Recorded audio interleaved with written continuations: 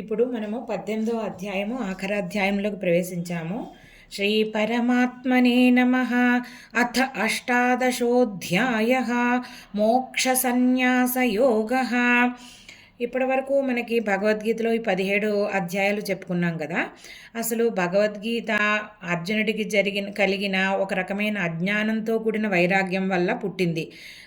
అంతే ఈ భగవద్గీత ఉపదేశించాల్సి వచ్చింది శ్రీకృష్ణ పరమాత్మకి. అతని వైరాగ్యము ఒక వివేకం నుంచి, జ్ఞానం నుంచి పుట్టలేదు. అయితే శోకము, మోహము వీటి నుంచి పుట్టిందనమాట. మమకారము వీటి నుంచి పుట్టిన వైరాగ్యం అది. అందుకని ఆయనకి ఏం చేశారంటే శ్రీకృష్ణ పరమాత్మ కర్మయోగాన్ని, ఆ కర్మయోగం ద్వారా అసలు పనుల్ని ఎలా చెయ్యాలి డిటాచ్డ్గాను, అప్పుడు జ్ఞానం ఎలా సంపాదిస్తామో, జ్ఞానం నుంచి ధ్యానానికి ఎలా వెళ్ళాలి, ఆ ధ్యానంలో ఆత్మజ్ఞానం ఎలా సంపాదించాలి, ఆ పరమాత్మని ఎలాగా తత్వాన్ని అర్థం చేసుకోవాలి, అన్నీ వరుసగా అన్ని అధ్యాయాలను చెప్పుకుంటూ వచ్చారు.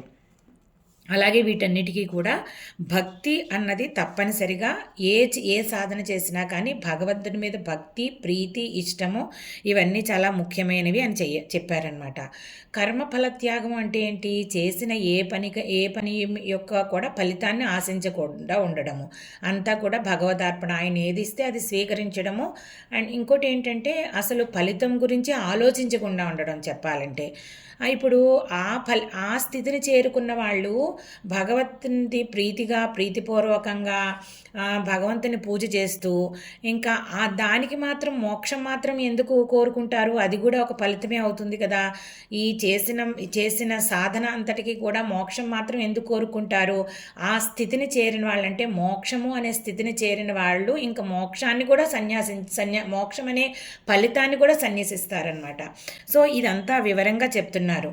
అలాగే ఒకసారి చెప్పిన విషయాలన్నిటినీ కూడా చిన్నగా పునరావృత్తి చేసి అన్నీ చక్కగా వివరించి ఆ స్థితిని అంటే ఆ బ్రాహ్మీ స్థితిని పొందిన వాళ్ళు మోక్షాన్ని కూడా సన్యసిస్తారు అని చక్కగా వివరించారు ఈ అధ్యాయంలో అనమాట.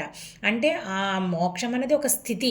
ఆ ఆత్మ చైతన్యం పొందిన వాళ్ళు, ఆ పరమాత్మ చైతన్యాన్ని తత్వాన్ని అనుభవం తెచ్చుకున్న వాళ్ళు కూడా పరమాత్మతో సమానులే. వాళ్ళు అంతకన్నా భిన్నంగా ప్రవర్తించరు. కేవలం శుద్ధ చైతన్య దృష్టితోటే వాళ్ళు ఉంటారు. ఇంకా ఈ దేహ దృష్టి అన్నీ పోతాయి వాళ్ళకి, దేహ చింతన ఇవన్నీ పోతాయి అన్నమాట. సో ఆ స్థితికి వెళ్ళిన వాళ్ళు ఇంకా మోక్షం వచ్చినట్లే. ఇంకా ఆ స్థితికి చేరిన వాళ్ళు మోక్షం అనే స్థితిని సాధించినట్లే. ఇంకా మళ్ళీ మోక్షం మీద ఫలితము, దాన్ని సన్యసించడము, కోరిక ఇవన్నీ కూడా ఇంకా ఆ స్థితిలో ఉన్న వాళ్ళకి ఏమీ ఉండవన్నమాట. 1వ శ్లోకము. అర్జున ఉవాచ సన్యాసస్య మహాబాహో తత్వమిచ్ఛామి వేదితుం త్యాగస్య చ హృషీకేశ పృథక్కేశి నిషూదన. నువ్వు కృష్ణ ఎంతో తత్వబోధ చేసావు నాకు ఈ జీవులు, హృషికేశుడు అంటే ఇంద్రియాలకు అధిపతి నీవేను. అయితే కరుణతో నేను చాలా వరకు అర్థం చేసుకున్నాను నీ కరుణ వల్ల. ఇంకా సన్యాసము, త్యాగము ఈ రెండిటి యొక్క ఈ అర్థాలు ఏమిటి అలాగే నాకు స్పష్టంగా తెలియటం లేదు. ఈ రెండు కూడా ఓవర్లాపింగ్గా మీనింగ్ ఉన్నట్టు అనిపిస్తోంది. నువ్వు కేసి అనే రాక్షసుడిని శ్రీకృష్ణ పరమాత్మ 2 ముక్కల కింద చీల్చి విడదీసి పడేశాడు. అలాగా నువ్వు కేశవాన్ని ఎందుకన్నారంటే నువ్వు అదే ఇక్కడ ఋషికేశ పృథక్కేశి నిషూదన అని ఎందుకన్నారంటే ఇక్కడ నువ్వు సన్యాసాన్ని, త్యాగాన్ని కూడా విడదీసి వీటి అర్థాన్ని నాకు విడమర్చి చెప్పు అని చెప్తున్నారనమాట. శ్రీభగవానువాచ 2వ శ్లోకము. కామ్యానాం కర్మణాం న్యాసం సన్యాసం కవయో విదుః సర్వకర్మఫలత్యాగం ప్రాహుస్త్యాగం విచక్షణాః. అయితే శ్రీకృష్ణ పరమాత్మ చెప్తున్నారు, నువ్వు అడిగిన ప్రశ్న చాలా క్లిష్టమైనది. ఇది ఎంతో అంటే లోతైన ప్రశ్న ఇది. ఇప్పుడు కోరికలతో చేసే కర్మల్ని వదిలిపెట్టడం సన్యాసం అంటారు. అంటే ఈ ఫలితాన్ని ఆశించి నేను ఈ పని చెయ్యాలి అని చెప్పడం, ఇలా చేయడాన్ని సన్యాసం అంటారు. అలాగే ఏ పని చేసినా కానీ ఆ కర్మ ఫలితాలని త్యాగం చేయడాన్ని త్యాగమని పండితులు భావిస్తారు. అయితే ఈ విషయం గురించి ఇంకా కూడా మనము ముందుని చెప్తూ ఉంటారనమాట ఆయన. ఇంకా 3వ శ్లోకము. త్యాజ్యం దోషవదిత్యేకే కర్మ ప్రాహుర్మనీషిణః యజ్ఞదాన తపః కర్మ న త్యాజ్యమితి చాపరే. అయితే కర్మ సన్యాసము కర్మఫల త్యాగం అని రెండు ఉన్నాయని చెప్పారు కదా. ఇందులోట శాస్త్రజ్ఞులు అంటే ఎవరైతే పండితులు ఉన్నారో వాళ్ళ యొక్క అభిప్రాయాలు భిన్న భిన్నంగా ఉన్నాయి. దోషం లేని కర్మే ఉండదు కదా అసలు. ఏ కర్మ అయినా రాగద్వేషాలతోటే మనం చేస్తాము, కోరికలతో చేస్తాం కాబట్టి రాగద్వేషాది దోషాలను పరిత్యజించినట్లు కర్మల్ని కూడా పరిత్యజించాలని కొంతమంది అంటారు. సాంఖ్యశాస్త్రం వాళ్ళు చెప్తూ ఉంటారు. సాంఖ్య శాస్త్రజ్ఞులు చెప్తారు. యజ్ఞము, దానము, తపస్సు ఇవన్నీ కూడా నిత్య కర్మలు. వీటిని విడిచిపెట్టడానికి వీలు లేదు అని మీమాంసా శాస్త్రం వాళ్ళు చెప్తున్నారు అని ఈ రెండిటి మీద భిన్న భిన్న శాస్త్రాలు అనుసరించే వాళ్ళకి, సిద్ధాంతాలని ప్రతిపాదించిన వాళ్ళకి భిన్న భిన్న అభిప్రాయాలు ఉన్నాయి అని చెప్తున్నారనమాట. 4వ శ్లోకము. నిశ్చయం శృణు మే తత్ర త్యాగే భరత సత్తమ త్యాగో హి పురుష వ్యాఘ్ర త్రివిధ సంప్రకీర్తితః. ఇప్పుడు నా అభిప్రాయం ఏంటో చెప్తాను వినని చెప్తున్నారు. కర్మ సన్యాస విషయంలో చెప్తాను నా అభిప్రాయము. ఇప్పుడు గుణత్రయాలు ఉన్నాయి కదా, సత్వగుణం, రజోగుణం, తమోగుణము. దీనిని బట్టి త్యాగం అన్నది 3 రకాలుగా ఉంటుంది, మారుతూ ఉంటుంది అన్నమాట. పెద్దలు అందరూ చెప్తూ ఉంటారు. దానిని బట్టి నేను నా సిద్ధాంతాన్ని, నా అభిప్రాయాన్ని చెప్పబోతున్నాను అని చెప్తున్నారు అనమాట. 5వ శ్లోకము. యజ్ఞదాన తపః కర్మ నత్యాద్యం కార్యమేవ తత్ యజ్ఞో దానం తపశ్చైవ పావనాని మనీషినాం. ఇంకా పూర్తిగా జ్ఞానము సంపాదించకపోయినా కానీ కోరికలు ఏమీ లేకుండా కర్మ చేసినప్పటికీ యజ్ఞము, దానము, తపస్సు ఈ 3 మానడానికి వీలు లేని కర్మలు. ఇవి మనుషుల్లో చిత్తశుద్ధి కలిగిస్తాయి, వాళ్ళలో పవిత్రతను తీసుకొస్తాయి, భావాలలో పవిత్రతను తీసుకొస్తాయి, భావాలను శుద్ధి చేస్తాయి. కాబట్టి ఈ 3 కర్మలు, యజ్ఞము, దానము, తపస్సుని మాత్రం అందరూ కూడా సాధనలో ఒక స్థితిని పొందిన వాళ్ళు కూడా పూర్తిగా పూర్ణస్థితిని పొందకపోయినా, జ్ఞానం వచ్చినా కొంత వీటిని వదలకపోవడమే శ్రేయస్కరం అని చెప్తున్నారు. ఎందుకంటే ఇది ఇంకా ఇంకా ఇంకా ఇంకా చిత్తశుద్ధిని కలుగజేస్తాయి. చిత్తశుద్ధి ద్వారానే మనము చిత్తశుద్ధి అంటే శుద్ధమైన చిత్తం ద్వారానే మనం ఆత్మజ్ఞానాన్ని పొందగలం కదా. 6వ శ్లోకము. ఏతాన్యపి తు కర్మాణి సంగం త్యక్త్వా ఫలాని చ కర్తవ్యానీతి మే పార్థ నిశ్చితం మతముత్తమం. ఇప్పుడు ఈ యజ్ఞము, తపస్సు, దానము ఈ కర్మలన్నింటినీ చెయ్యాలి. కానీ వీటిని చేసేటప్పుడు నేను కర్తని, నేనే చేస్తున్నాను అన్న అహంకారము, కర్తృత్వం యొక్క ఆసక్తిని వీటన్నిటినీ వదిలిపెట్టాలి. అలాగే ఫలితం కూడా నా బాధ్యత కాబట్టి నేను చేస్తున్నాను, నా సాధన గురించి నేను చేస్తున్నాను. అంతేగాని ఈ ఫలితం కావాలి, ఇది రాలేదని బాధపడడం ఇవన్నీ లేకుండా కర్మ ఫలితాలను పూర్తిగా త్యాగం చేయాలని చెప్తున్నారు. ఇది వేదాలలో కూడా చెప్పబడింది, ఈ నిశ్చయంగా చెప్పబడింది అని చెప్తున్నారు. దానినే నేను సమర్థిస్తున్నాను, నా అభిప్రాయం కూడా అదేను అని చెప్తున్నారనమాట. కృష్ణ పరమాత్మ ఎప్పుడు ఏం చెప్పినా కానీ శాస్త్రాలని, వేదాలని ప్రమాణంగా తీసుకుని వాటిని ఉదాహరిస్తూ మాత్రమే చెప్తూ ఉంటారు, ఎక్కడ మనం అబ్జర్వ్ చేస్తేనమాట. 7వ శ్లోకము.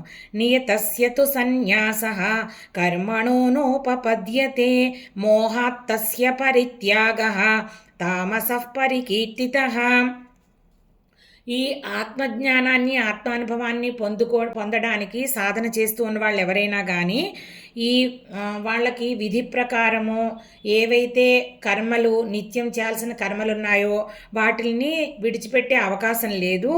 ఒకవేళ ఎవరైనా కానీ కర్మ ఫలితాలను త్యాగం చేయడము ఏమిటి, కర్మత్యాగం చేయడం ఏంటి అర్థం చేసుకోలేక అజ్ఞానంతో, అవివేకంతో ఆ ఫలత్యాగం కంటే అంటే ఫలాలను త్యాగం చేయడము సాధన చేయకుండా దానికి ముందే ఫలత్యాగం చేసే ఒక విజ్ఞతని సాధించడానికి ముందే గనక కర్మత్యాగం చేస్తే అలాంటి త్యాగాన్ని తమోగుణం కలవాళ్ళు చేసే త్యాగంగా చెప్తున్నారంటే కేవలం తమోగుణం కలవాళ్ళు మాత్రమే ఇలాంటి త్యాగం చేస్తారు అని చెప్తున్నారనమాట. 8వ శ్లోకము.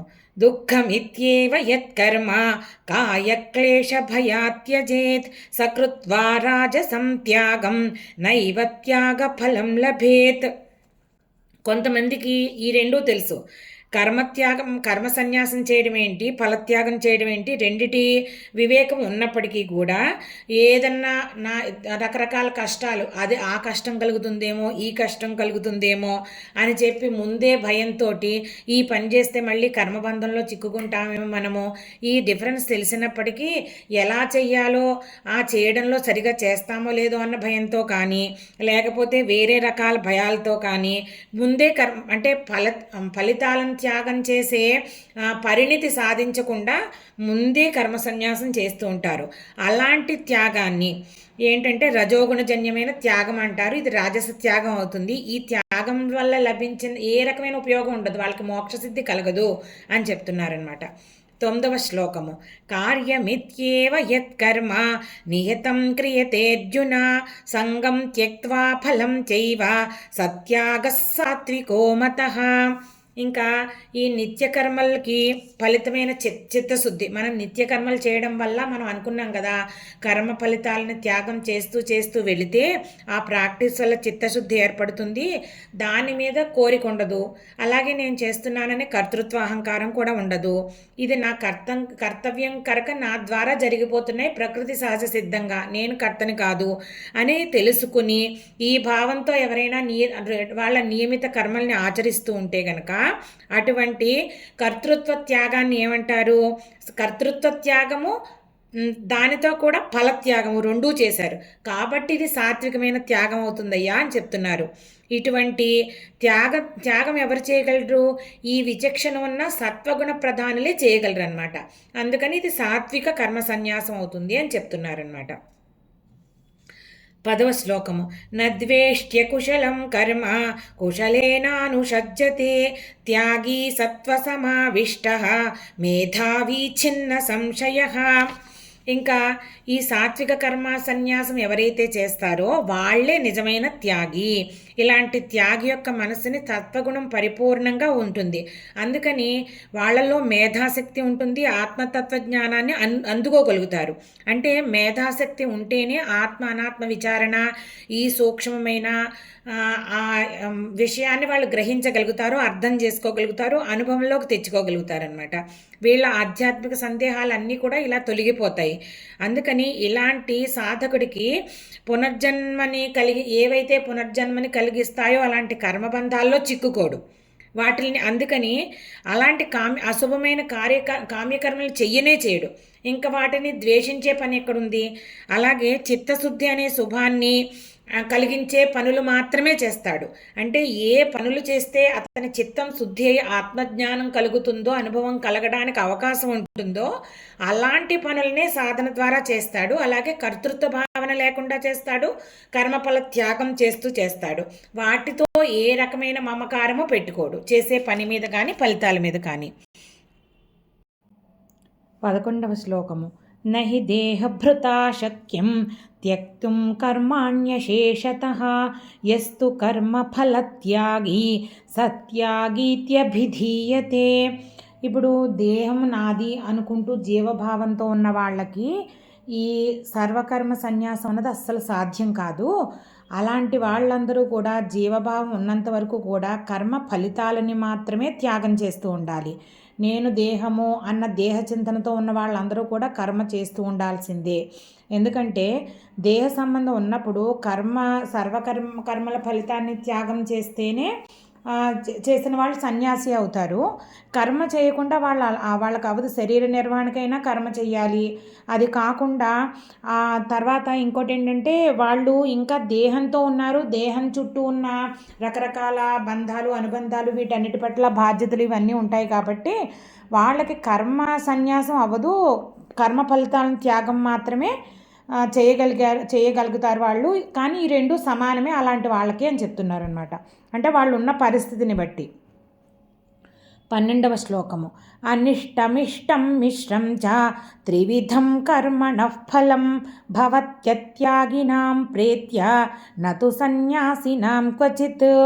ఇంకా ఏదో ఒక కోరికలతోటి ఈ వాళ్ళకి ఉద్దేశింపబడిన కర్మలన్నీ చేసే వాళ్ళకిట ధర్మరూపంగా అంటే ధర్మ మార్గంలో చేస్తే వాళ్ళకి ఇష్టమైన స్వర్గలోక నివాసం వస్తుందట.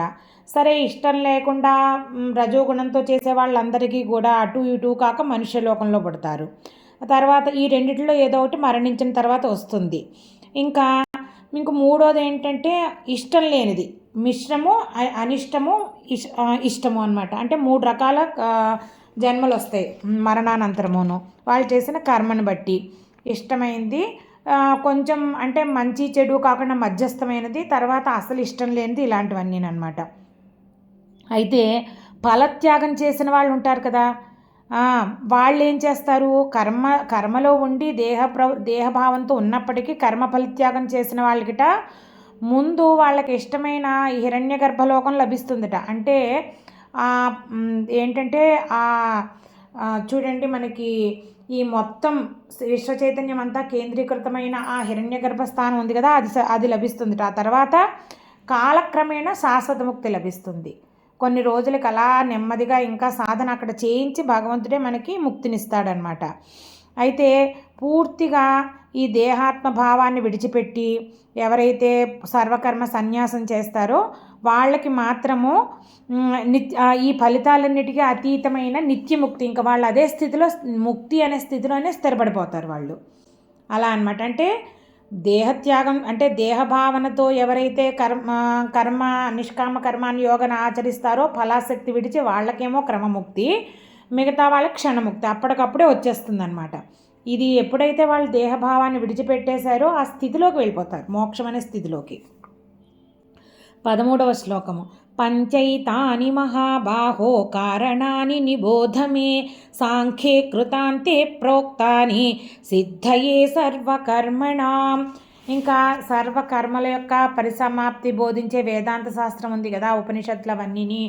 అందులోని ఏంటంటే ఇప్పుడు అది ఏం చెప్పింది అంటే సర్వకర్మలు కూడా కర్మ నిర్వహణ అసలు జరగాలి అంటే కనుక 5 కారణాలు ఉండాలట. అవి ఏంటో చెప్తాను విను అని చెప్తున్నారనమాట. అంటే సర్వకర్మలు పరిసమాప్తం అవ్వాలి అంటే గనక ఆ సమాప్తిని బోధించే వేదాంత శాస్త్రం చెప్పిన 5 కారణాలు నేను చెప్తాను విను అంటున్నారు. 14వ శ్లోకము. అధిష్టానం తథా కర్త కరణం చ పృథగ్విధం వివిధాశ్చ పృథక్ చేష్టాః దైవం చైవాత్ర పంచమం.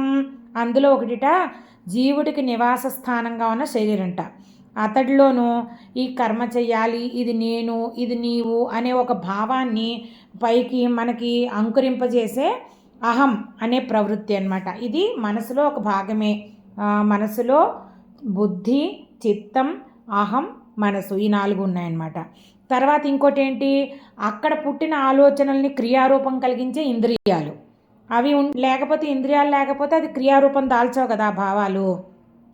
ఇంకా ఈ ఇంద్రియాల్లో చలనం ఎలా కలుగుతోంది, ప్రాణము, అపానము ఇలాంటి వాయుల వల్ల కలుగుతోంది కదా. అలాగే ఈ నేత్రాదులకు చైతన్యాన్ని, ఇంకేంటి తర్వాత ఈ ఇంద్రియాలకి, ఈ నేత్రాలకి చైతన్యాన్ని కలిగించే ఆదిత్యాది దేవతాశక్తులు అనమాట. మొత్తం దేవతాశక్తులన్నీ ఇంద్రియాలకి ఇంద్రియాధిపతులైన ఆ దేవతలు వాళ్ళు ఇచ్చే శక్తి ద్వారానే ఇంద్రియాలు కదులుతున్నాయి. ఇలాగ ఈ 5 కూడా సమస్త కర్మలు జరగడానికి కారణమవుతున్నాయి అన్నమాట. అది ఇందులో చెప్తున్నారు. శరీరము, అహం అనే ప్రవృత్తి, ఇంద్రియాలు చలనం కలిగించే ప్రాణాపాది వాయువుల యొక్క కార్యాలు, అలాగే ఇంద్రియా అధిపతులైన ఆ శక్తులు, ఆ దేవతా శక్తులు, ఈ 5ట. 15వ శ్లోకము. శరీరవాంగ్మనోభిర్యత్ కర్మ ప్రారభతే నరః న్యాయం వా విపరీతం వా పంచైతే తస్య హేతవః. ఇంకా మానవుడు తన శరీరంతో కానీ, వాక్కుతో కానీ, మనసుతో కానీ ఏ పని చేసినా అది న్యాయం అవనివ్వండి, అన్యాయం అవనివ్వండి, ప్రకృతి సహజసిద్ధంగా జరిగే ఏ క్రియ అయినా కానీ, ఊపిరి పీల్చుకోవడము, తినడము, డైజెషన్ జరగడం, ఇవన్నీ కూడా, వీటన్నిటికీ మొత్తం అన్నిటికీ కూడా ఆ 5 కారణాలు. సమస్త క్రియలకి కారణాలు ఆ 5 అది చెప్తున్నారు ఇందులో. 16వ శ్లోకము. తత్రైవం సతి కర్తారం ఆత్మానం కేవలంతు యః పశ్యత్యకృత బుద్ధిత్వాత్ న స పశ్యతి దుర్మతిః. ఇంకా ఈ కర్మకి కారణం ఏంటి, ఆ 5 విషయాలు అని చెప్పి పాత శ్లోకాల్లో చెప్పారు కదా. అవి కర్మకు కారణం ఉన్న వాటిల్లో యథార్థమైన స్థితి. ఈ సత్యాన్ని అజ్ఞానులు గ్రహించలేకపోతున్నారు. అంటే ఇది తెలుసుకోవాలి అంటే అసలు ఫస్ట్ జడమేది, చేతనమేది, నేను ఎవరు, అది తెలుసుకోగలిగే బుద్ధి సంస్కారం అన్నీ ఉండాలి. ఇది లేనివాడు నేనే కర్తనని భావిస్తూ ఉంటాడనమాట. ఇలా భావించేవాడి బుద్ధి దుర్బుద్ధి అవుతుంది. ఇలాంటి బుద్ధి కలగవాడు సత్యాన్ని ఎప్పటికీ చూడలేడు, అంటే ఆత్మ చైతన్యాన్ని దర్శించలేరు. ఆ ఉపాధి భావంతో పడి కొట్టుమిట్టాడుతూ ఉంటాడు. ఈ జన్మ పరంపరలో అలాగ జన్మ పరంపరలో కొట్టుమిట్టాడుతూ ఉంటాడు అని చెప్తున్నారు. 17వ శ్లోకము. యస్య నాహంకృతో భావః బుద్ధిర్యస్య న లిప్యతే హత్వాపి స ఇమాల్లోకాన్ నహంతి న నిబధ్యతే. ఎవరైతే నేనే కర్తని అనుకుని అనే ఆ కర్తృత్వ భావన లేదో, అలాగే ఆ కర్మకి కారణమైన ఫలితం వస్తుంది కదా, కర్మ వల్ల సుఖమైనా వస్తుంది, దుఃఖమైనా వస్తుంది, జయాపజయాలు ఇలాంటి ద్వంద్వాలన్నీ ఉంటాయి కదా, అలాంటి ద్వంద్వాలన్నిటినీ వాటితోటి సంగం పెట్టుకోకుండా అతీతంగా ఉంటాడు. అలాంటి వ్యక్తి ముల్లోకాల్లో ఎవరైనా చంపడం అనే పని చేసినా కానీ ఆ పాపం అతనికి అంటదు అని చెప్తున్నారు. అంటే ఇక్కడ సామాన్య మానవుల గురించి చెప్పట్లేదు. ఎవరు నేను చంపినట్టు కాదు అని చెప్పి ఇలాగా కొంతమంది వితండవాదం చేస్తూ ఉంటారు ఈ శ్లోకాన్ని పట్టుకుని. ఏంటంటే ఎవరైతే ఈ ద్వంద్వాతీత స్థితికి వెళ్ళిపోయి ఉపాధి స్పృహను కోల్పోయాడో, అలాగే పరమాత్మ చైతన్యంలో స్థితుడై ఉన్నాడో, అతను పాపం ఎందుకు చేస్తాడు అసలు? ఇక్కడ ఏం చెప్తున్నారంటే ఏ కర్మ చేసినా దానికి మంచి చెడులు అన్నది ఉండదు ఆయనకి, అంటవేమిని అతన్ని అంటే ఎవరినన్నా చంపినా కానీ చెడు అంటదు అని ఉదాహరణపూర్వకంగా చెప్తున్నారు మాట మాత్రంగా. అంటే అలాంటి మనిషి, అలాంటి స్థితిలో ఉన్న మనిషి ఏ కర్మ చేసినా కానీ ఆ కర్మ తాలూకు పాపపుణ్యాలు అంటవు అని దీని ఉద్దేశం అన్నమాట. ఈ యొక్క శ్లోకం యొక్క భావము. 18వ శ్లోకము. జ్ఞానం జ్ఞేయం పరిజ్ఞాత త్రివిధా కర్మ చోదన కరణం కర్మ కర్తేతి త్రివిధ కర్మ సంగ్రహ. ఇప్పుడు ఎవరైనా ఒక పర్సన్ ఉన్నాడనుకోండి, అతను ఏదైనా ఒక పని చేస్తేనే కదా కర్త అయ్యేది, అంటే కర్మ చేస్తేనే కదా కర్త చేయాలి. అలా కర్మ చెయ్యాలి అంటే దాని వెనకాల ఒక కారణం ఉండాలి, లేకపోతే ఏదో ఒక ఇన్స్పిరేషన్ ఉండాలి, ప్రేరణ ఉండాలి. అందులో ఈయన ఏం చెప్తున్నారంటే ఆ కర్మ చేయడానికి ప్రేరేపించేవి 3 ఏంటంటే జ్ఞాన సాధనం, సర్వరకాలుగాను జ్ఞానం, ఆ జ్ఞానం అన్నది ఆ కర్మ చేయడానికి సాధనం అవుతుంది. అలాగే జ్ఞాన విషయము, ఏదో ఒకటి పొందడానికే కదా జ్ఞేయం, దేనిని తెలుసుకోవాలని జ్ఞానం ఉపయోగించి కర్మ చేస్తున్నాడు, అది జ్ఞేయం అవుతుంది. అలాగే ఈ శరీరము, మనస్సు ఇలాంటి ఉపాధులన్నిటినీ ధరించి కర్మ ఫలితాలను అనుభవించేవాడు ఒకడు ఉండాలిగా, వాడు జ్ఞాత అనమాట. అంటే ఈ జీవభావంతో ఎవరైతే ఇవన్నిటినీ ఈ శరీరాన్ని అంతటినీ ధరించి ఎవరైతే కర్మ ఫలితాన్ని అనుభవిస్తున్నాడో అతను జ్ఞాత. అంటే ఆత్మ చైతన్యం జీవభావంతో ఉన్న చైతన్యం జ్ఞాత. అలాగే కర్మలకి ఆశ్రయం కూడా 3 రకాలు. ఏంటంటే ఇంద్రియాలు మొదలైనవి పనిముట్లుగా ఉపయోగపడతాయి. అంటే ఇంద్రియాలు లేకపోతే మనము బాహ్యంగా కర్మలను చేయలేం కదా. అలాగే ఏదో ఒక పని, అంటే ఇప్పుడు ఫలితాల కోసం ఆశించి కర్త చేసే పనే కర్మ అన్నమాట.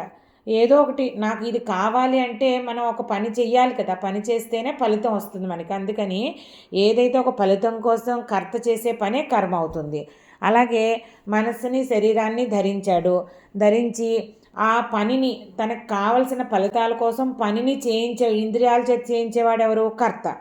సో ఇలాగ కర్త, కర్మ, కరణము, జ్ఞానం, జ్ఞేయం, జ్ఞాత, ఈ 6 గురించి వివరిస్తున్నారు ఈ శ్లోకంలోను. 19వ శ్లోకము. జ్ఞానం కర్మ చ కర్త చ త్రిధైవ గుణభేదతః ప్రోచ్యతే గుణసంఖ్యానే యథావత్ శృణుతాన్యపి. అయితే ఇప్పుడు ఈ జ్ఞాన సాధనాలు ఏవైతే ఉన్నాయో ఇవి మళ్ళీ వీటి ద్వారా జరిగే క్రియలన్నీ కూడా, అంటే పనులన్నీ కూడా, వీటిని నివర్తించి సుఖదుఖాలు పొందేది ఎవరు? కర్త, చేసేవాడు. అలాగా వీటికి మాత్రమే ఈ 3టికి మాత్రమే సత్వగుణం, రజోగుణం, తమోగుణం వల్ల భేదాలు ఏర్పడుతున్నాయి. వీటిల్ని సాంఖ్యశాస్త్రం చక్కగా వివరించింది అని చెప్తున్నారు. ఎవరు రాశారు? కపిల మహాముని రాశారు సాంఖ్యశాస్త్రాన్ని. అలాగా అంటే వీటినంటినీ నేను జాగ్రత్తగా చక్కగా వివరించి పెడతాను. అంటే ఏ గుణము ఏ రకంగా ప్రభావితం చేస్తుంది ఈ 3టిని అన్నది నేను వివరిస్తాను అని చెప్తున్నారు. ఏంటవి? ఏంటంటే కర్త, అలాగే జ్ఞాన సాధనాలు వాటి ద్వారా జరిగే క్రియలు వీటన్నిటిలోనూ భేదం ఎలా కలగజేస్తాయి త్రిగుణాలన్నది. తర్వాత 20వ శ్లోకము. సర్వభూతేషు ఏనైకం భావమవ్యయమీక్షతే అవిభక్తం విభక్తేషు తజ్జ్ఞానం విద్ధి సాత్వికం. ఇప్పుడు ఈ బ్రహ్మ కీటక అంత జీవులన్నీ ఉన్నాయి కదా, జీవరాశి అంతే ఉంది కదా, వీటన్నిటిలోనూ కూడా ఒకటే ఆత్మ చైతన్యం ఉంది అని మనం తెలుసుకున్నాం. ఇవి రూపాలు చూడడానికి భిన్నంగా కనిపిస్తున్నా వాటిలో ఉన్న ఆత్మ చైతన్యం ఆ పరమాత్మ చైతన్యం యొక్క అంశే కదా. సో అన్నిటిల్లో ఉన్న పదార్థం ఒక్కటే, ఆ పరమాత్మ చైతన్యమే. అయితే ఇలాగా ఈ దృష్టితో అంటే ఈ విషయాన్ని దర్శించేటట్టు అనుభవంలోకి వచ్చేటట్టు ఏ జ్ఞానం సాధనం చూపించగలదో అది సత్వగుణజన్యం అన్నమాట. అంటే సత్వగుణం కలిగిన వారికి మాత్రమే ఈ అనుభవం అవుతూ ఉంటుంది అన్నమాట. సో ఆ సత్వగుణాన్ని అందరూ కూడా పెంపొందించుకోవడానికి ప్రయత్నిస్తూ ఉండాలి అని చెప్తున్నారు.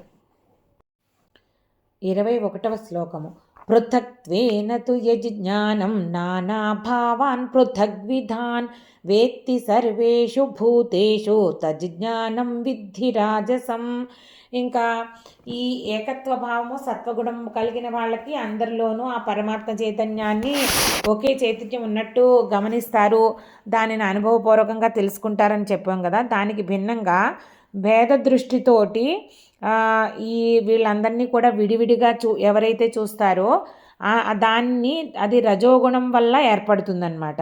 సో అలాంటి జ్ఞాన సాధనం ఏదైతే ఉందో వాళ్ళకి దాని ద్వారా ఏం చేస్తారట, జీవాత్మలన్నీ భిన్న భిన్నంగా కనిపిస్తూ ఉంటాయన్నమాట. నా వాళ్ళు, నీ వాళ్ళు, పరవాళ్ళు, ఈ మమకారాలు ఇవన్నిటిలోనూ కొట్టుమిట్టాడుతూ ఉంటారు. అలాంటి జ్ఞాన సాధనం ఏదైతే ఉందో అది రజోగుణం వల్ల పుట్టిందనమాట. అంటే మనం దీనిని అధిగమించి అందరిలోనూ ఒకటే పరమాత్మ చైతన్యం ఉంది అన్నట్టు సత్వగుణం వైపు సాధన చేసి మనల్ని మనము సత్వగుణం వైపు ప్రయాణం చేసేటట్లు చూసుకోవాలి. 22వ శ్లోకము. ఎత్తు కృత్స్నవదేకస్మిన్ కార్యే సక్తమహైతుకం అతత్వార్థవదల్పం చ తత్తామసముదాహృతం. ఇంకొక జ్ఞాన సాధన ఉందిట. ఆ జ్ఞానాన్ని మనం పొందే సాధనం అదేంటి, ఇలా చేసిన వాడు ఏం చేస్తాడట, అది అసలు తను అనుకున్న పనిని ముందు వెనక ఆలోచించకుండా చేస్తూ ఉంటాడట. ఇదే సర్వస్వం అంటాడు, నేనే అంతా కరెక్ట్ అంటూ ఉంటాడు. అలా తర్వాత శరీరాన్ని మించి చూసుకుని ఇది నాకు కనిపిస్తున్న శరీరాన్ని నేను ఇంకా చైతన్యం లేదు ఏమీ లేదు అని అనుకుంటూ ఉంటాడట. దేవుడంటే నేనే, నాకంటే ఎవరు లేరు. అలాగే వేరే వాళ్ళని నమ్మారనుకోండి, దేవుడంటే అతన్ని మించి ఇంకెవరు దేవుడు లేడు, ఇంకెక్కడా చైతన్యం లేదు అని అయితే యథార్థమైన భగవతత్వాన్ని గురించి తెలుసుకోవడానికి ప్రయత్నించడు, ఒప్పుకోడు. ఇంకా చిన్న చిన్న విషయాల కోసం, చిన్న చిన్న ఫలితాల కోసం ఆరాటపడుతూ ఏదో ఇలాగా అంటే అసంపూర్తిగా శాస్త్రం చెప్పని ప్రకారం పూజలు చేస్తూ ఇలా అన్నీ చేస్తూ ఉంటాడనమాట. ఇలా చేసే వాళ్ళకి దీనికి కారణం ఏంటంటే తమోగుణం అన్నమాట. ఇలాంటి జ్ఞాన సాధన, ఇలాంటి జ్ఞానాన్ని ఇచ్చే సాధన ఏదైతే ఉందో ఇన్స్ట్రుమెంట్, అది తమోగుణజన్యం అన్నమాట. అందుకని దాన్ని తొలగించుకోవాలి అని చెప్తున్నారు. 23వ శ్లోకము. నియతం సంగరహితం అరాగద్వేషతః కృతం అఫలప్రేప్సునా కర్మ యత్తత్ సాత్వికముచ్యతే. ఇంకా ఒక పని చేసేటప్పుడు ఏ రకమైన రాగద్వేషాలు పెట్టుకోరట.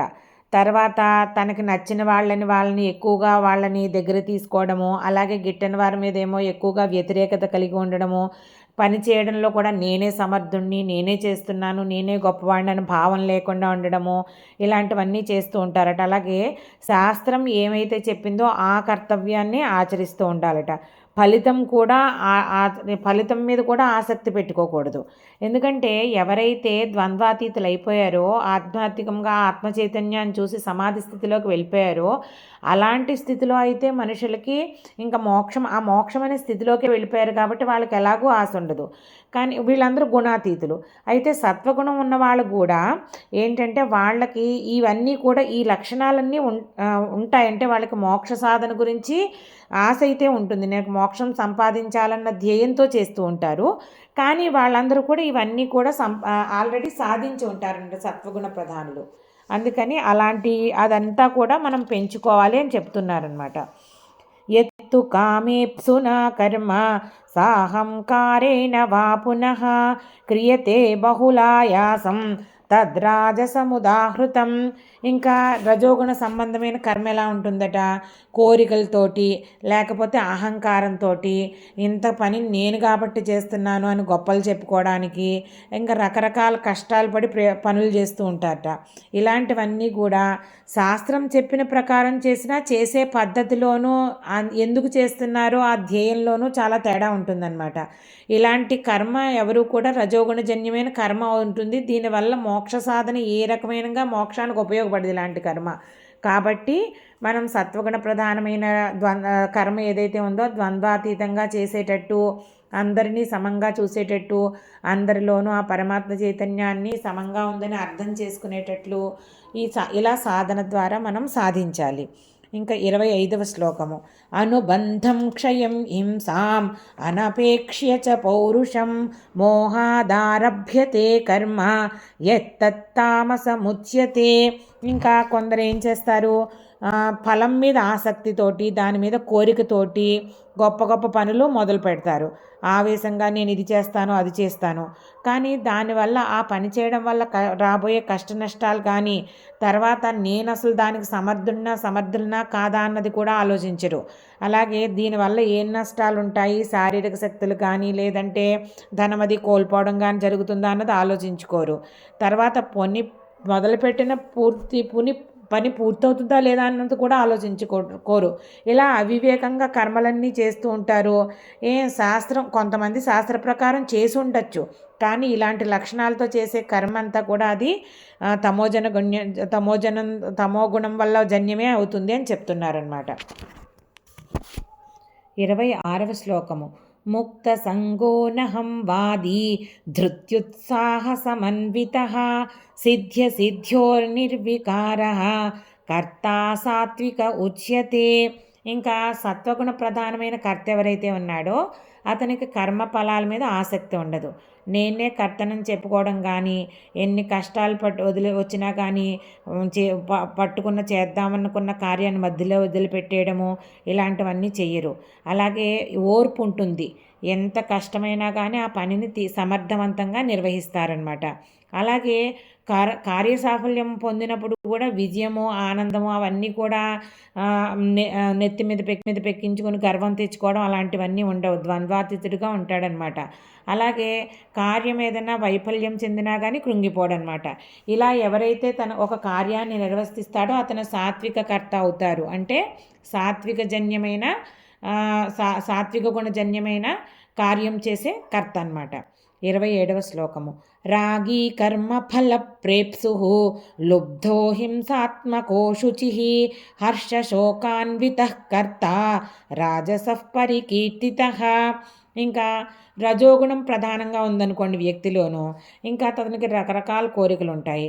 అలాగే కర్మ ఫలితాలన్నీ దక్కాలని ఆశ, ఎవరికి దానాలు చేయడు, ఇతరుల సొమ్ము కూడా అతనికి అందరి సొమ్ము తనకే కావాలని ఆశపడుతూ ఉంటాడు.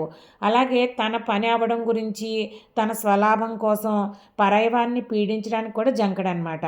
మానసికంగా శుద్ధంగా ఉండడు, అలాగే బాహ్య శుచి కూడా ఉండదన్నమాట. అనుకున్నది దొరికితే సంతోషం, దొరక్కపోతే దుఃఖం. అలాగే ఏదైనా అనుకోకుండా లభించితే ఎంతో ఆనందము, ఏదైనా ప్రాబ్లం వస్తే అనుకోకుండా దానికి దుఃఖము. అంటే పూర్తిగా ఆ ఎమోషన్స్లో ఇన్వాల్వ్ అయిపోయి ఉంటాడనమాట, కొట్టుమిట్టాడుతూ ఉంటాడు. ఇలా చేసే అతనిని రాజసకర్త అని పిలుస్తారనమాట. 28వ శ్లోకము. అయుక్త ప్రాకృతస్తబ్ధ షఠో నైష్కృతికోలసః విషాదీ దీర్ఘసూత్రీ చ కర్తా తామస ఉచ్యతే. ఇంకేంటి, ఈ తామసజన్యమైన గుణాలు కలగవాళ్ళు ఎలాంటి కర్తలాగా ఉంటారట, వీళ్ళు బాగా అంటే వీళ్ళకి ఏ రకమైన మెచ్యూరిటీ ఉండదన్నమాట. యుక్తుడిలా ఉండడంటే వివేక జ్ఞానం ఉండదు, అలాగే ఏకాగ్రత ఉండదు, తర్వాత బ్యాలెన్స్ ఉండదు. ఇంకా గొప్పవారిని చూసినా వాళ్ళకి ఎంత గొప్పవారికైనా కానీ వాళ్ళు ఒక తల వంచి నమస్కారం చేయడం కానీ వినయం ప్రదర్శించడం కానీ ఉండదు, వినయ గుణం ఉండదు. తర్వాత వీళ్ళు స్వార్థంతో వీళ్ళ పనులు చేయకపోగా పక్క వాళ్ళ పనులు కూడా పాడు చేస్తూ ఉంటారు. తర్వాత ఇంకోటి ఏంటంటే ఇలాంటి పనుల్లోనే పక్క వాళ్ళ పనులు పాడు చేయడానికే ఎక్కువ చురుగ్గా ఉంటారు. వాళ్ళ కర్తవ్యాల దాకా వస్తే సోమరిపోతుల్లాగా ఉంటారనమాట. వాళ్ళ పనులు వాళ్ళు చెయ్యరు. ఆ తర్వాత ఎప్పుడూ కూడా ఒక రకమైన చైతన్యం లేకుండా, చేతన లేకుండా, తర్వాత ఏమో అలా డల్గా ఏదో కోల్పోయిన వాళ్ళలాగా ఉత్సాహంగా ఉండరనమాట. ఉత్సాహం లేకుండా ఉంటారు. ఏ కర్మ పని మొదలు పెట్టడంలోనే ఎంత జాప్యం చేస్తూ ఉంటారు. అలాగే మొదలుపెట్టినా కానీ దాన్ని ఇంకా ఇంకా అలాగే ఎప్పటికీ పూర్తి చేయకుండా ఉంటారనమాట. ఇలాంటి వాళ్ళు ఇలా ఎవరైతే పనులను చేస్తూ ఉంటారో అలాంటి అదంతా కూడా తామసజన్యం అనమాట. తామస గుణం ప్రధానంగా ఉండడం వల్ల అలాంటి పనులు చేస్తూ ఉంటారు. 29వ శ్లోకము. బుద్ధేర్భేదం ధృతేశ్చైవ గుణతస్త్రివిధం శృణు ప్రోత్స్యమానమశేషేణ పృథక్త్వేన ధనంజయ.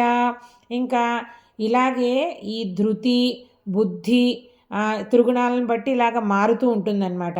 అలా కర్త మీద కర్మ మీద వీటన్నిటి మీద ఎలాగైతే త్రిగుణాలు ఇన్ఫ్లుయెన్స్ చేస్తున్నాయో అలాగ ప్రభావితం చేస్తున్నాయో అలాగే వాళ్ళ యొక్క బుద్ధి మీద వాళ్ళ యొక్క ధృతి అంటే ధైర్యము ఇవన్నీనమాట. తర్వాత వీటన్నిటి మీద కూడా ప్రభావితం చేస్తూ ఉంటాయి. ఇంకా ఎలాగ ప్రభావితం చేస్తాయన్నది చెప్తున్నారనమాట. 30వ శ్లోకము. ప్రవృత్తిం చ నివృత్తిం చ కార్యాకార్యే భయాభయే బంధం మోక్షం చ యా వేత్తి బుద్ధిः సా పార్థ సాత్వికి. ఇంకా మనం చెప్పుకున్నాం కదా, ఈ సాత్విక గుణం ఉన్న వాళ్ళు ఎవరైనా ఉంటారో వాళ్ళకి బంధం ఏంటి మోక్షం ఏంటి, ఈ బంధాలు మోక్షానికి ఎలాగా అడ్డు కలిగిస్తున్నాయి, ఇలాంటివన్నీ కూడా వీళ్ళకి బాగా అర్థం చేసుకుంటారు వీళ్ళు. ఈ పని నేను చేస్తే ఇది బంధానికి కారణమైపోతుంది, దానివల్ల నేను మోక్షానికి దూరం అవుతాను, ఈ జ్ఞానం అంతా ఉంటుందన్నమాట. అలాగే చిత్తవృత్తి ఎంతసేపు కంట్రోల్లో ఉంచుకుంటారు వీళ్ళు. తర్వాత అంతఃకరణము, ఈ అంతఃకరణం ఏదైతే ఉందో అందులో ఇప్పుడు మనకి ఈ బుద్ధి అన్నది మన అనుభవాలన్నింటినీ ఇంటలెక్ట్ అంటాం అనమాట, క్రోడీకరించి అది మంచి చెడులను తెలియజేసేదన్నమాట. సో వీళ్ళకి ఆ బుద్ధి చాలా మంచిగా చాలా చక్కగా పనిచేస్తూ ఉంటుంది. ఇది బంధము, ఇది నీకు మోక్షానికి కలుగజేయదు, ఇది నీకు అటాచ్మెంట్ని కలుగజేస్తుంది, వీటన్నిటి మధ్య అంతరాన్ని అంతా బాగా క్లాసిఫై చేసి చూపిస్తూ ఉంటుందన్నమాట. సో ఇలాగా ఇది యథాతథంగా ఈ బంధం గురించి మోక్షం గురించి అన్నిటి గురించి ఆలోచిస్తూ అంటే అర్థం చేసుకోగలుగుతుంది. దీనిని సాత్వికమైన బుద్ధి అంటారు. అలాంటి బుద్ధిని అంటే సాత్వికులకు ఉండే బుద్ధి అది. 31వ శ్లోకము. యయా ధర్మమధర్మం చ కార్యం చ కార్యమేవ చ అయథావత్ ప్రజానాతి బుద్ధిः సా పార్థ రాజసి.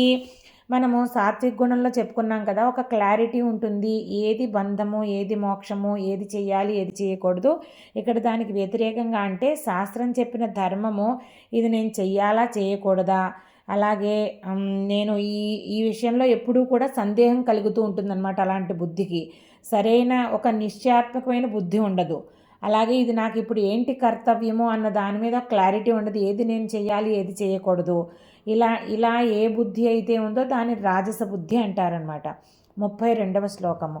అధర్మం ధర్మమితియా మన్యతే తమసావృత సర్వార్థాన్ విపరీతాంశ్చ బుద్ధిः సా పార్థ తామసి.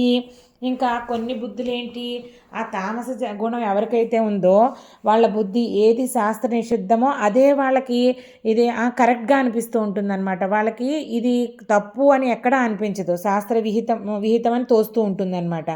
ఇంకా అన్నీ కూడా వాళ్ళకి విరుద్ధంగా కనిపిస్తూ ఉంటుంది.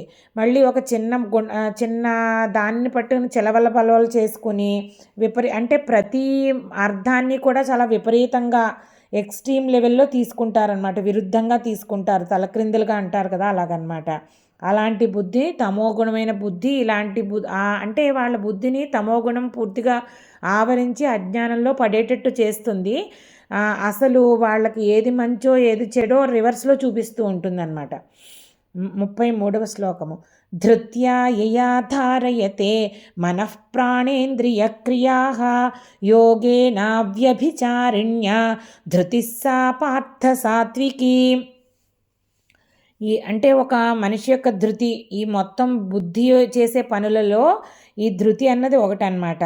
అంటే ఏకాగ్ర చిత్తంతో పరమాత్మని ధ్యానం చేస్తున్నప్పుడు ఈ ఆలోచన ఇవన్నీ, అంటే ఆత్మజ్ఞానంతో పరమాత్మ జ్ఞానం అంతా సమాధి స్థితిలో అలాగా మెడిటేషన్లో ధ్యానంలో ఉన్నప్పుడు అతని మానసికంగా జరిగే క్రియలు, ప్రాణక్రియలు, ఇంద్రియ క్రియలు ఇవన్నీ కూడా ఒక శాస్త్ర సమ్మతమైన మార్గంలో నిలబడి ఉండి ఆ సాధకుడి ధృతి అంటే అటు ఇటు చెల్లించకుండా ఉంటుందన్నమాట. అంటే మనస్సుని నిలబెట్టే ప్రయత్నము ఏదైతే ఉందో మనసుని అటు ఇటు చెల్లించకుండా చేయడాన్ని ధృతి అంటారు. అది సుస్థిరంగా ఉంటుందన్నమాట. అలా నిశ్చలంగా ఏ ధృతి అయితే ఉందో అది సాత్విక ధృతి అవుతుంది అని చెప్తున్నారు. 34వ శ్లోకము. యయాతు ధర్మ కామార్థాన్ ధృత్యా ధారయతేర్జున ప్రసంగేన ఫలాకాంక్షి ధృతిస్సా పార్థరాజసి. ఇంకా కొంతమందిలో ఏంటి, ఈ మోక్ష మార్గాన్ని పట్టించుకోదు, అలా ఏకాగ్రమైన చిత్తం కలగడానికి ఏమీ సహాయం చేయదు. అలాగే ధర్మాదులను ఆచరిస్తున్నప్పటికీ దాని కోరికలతో చేస్తూ ఉంటారనమాట. తర్వాత వాటిని ధర్మము, అర్థము, కామము ఈ మూడిటి మీద ఎక్కువ ఫోకస్ ఉంటుంది మోక్షం కంటే కూడా. ఈ మూడే నిత్యం చేయాల్సిన పనులు అన్నట్టు చూపిస్తూ ఉంటుంది. అలాంటి ఆలోచనతో ఆ బుద్ధి కలగజేస్తూ ఉంటుందన్నమాట. అలా ఇంకా విపరీతంగా కోరికలు ఉంటూ ఉంటాయి. ఇలాంటి ఏదైతే కార్యం ఇలా ఏదైతే చేస్తుందో ఆ ధృతి రాజస ధృతి అని చెప్తున్నారనమాట. 35వ శ్లోకము. యయా స్వప్నం భయం శోకం విషాదం మదమేవ చ న విముంచతి దుర్మేధాః ధృతిస్సా తామసీమత. ఇంకా కొంతమంది ధృతి వాళ్ళ బుద్ధి చేత పూర్తిగా పొల్యూట్ అయిపోతుందన్నమాట. వాళ్ళు అతినిద్ర, భయము, దుఃఖము, తర్వాత ఇంద్రియాలేమో పూర్తిగా అలసిపోయి ఉంటాయి. అంటే విషయభోగాల్లో తేలుతూ ఉంటారు. ఆ విషయభోగాల్లో తేలడమే తమ కర్తవ్యం అనుకుంటారు.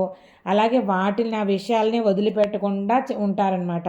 ఇలా ఏ ధృతి అయితే ఇలా జరిగేటట్టు చేస్తుందో అది తామసీ ధృతి అని చెప్తున్నారనమాట. 37వ శ్లోకము. సుఖం త్విదానీం త్రివిధం శృణు మే భరతర్షభ అభ్యాసాద్రమతే యత్ర దుఃఖాంతం చ నిగచ్చతి. ఈయన ఏం చెప్తున్నారంటే, అర్జున, సుఖములు కూడా ఈ గుణాలలో ఉన్న వేరే వేరే భేదాల వల్ల 3 రకాలుగా ఉంటున్నాయి. అవి కూడా చెప్తాను విను. ఎక్కడైతే అభ్యాసం చేత మనకి సాత్విక సుఖం ఏదైతే దొరుకుతుందో దానివల్ల దుఃఖం యొక్క అంతం జరుగుతుంది అని చెప్తున్నారనమాట.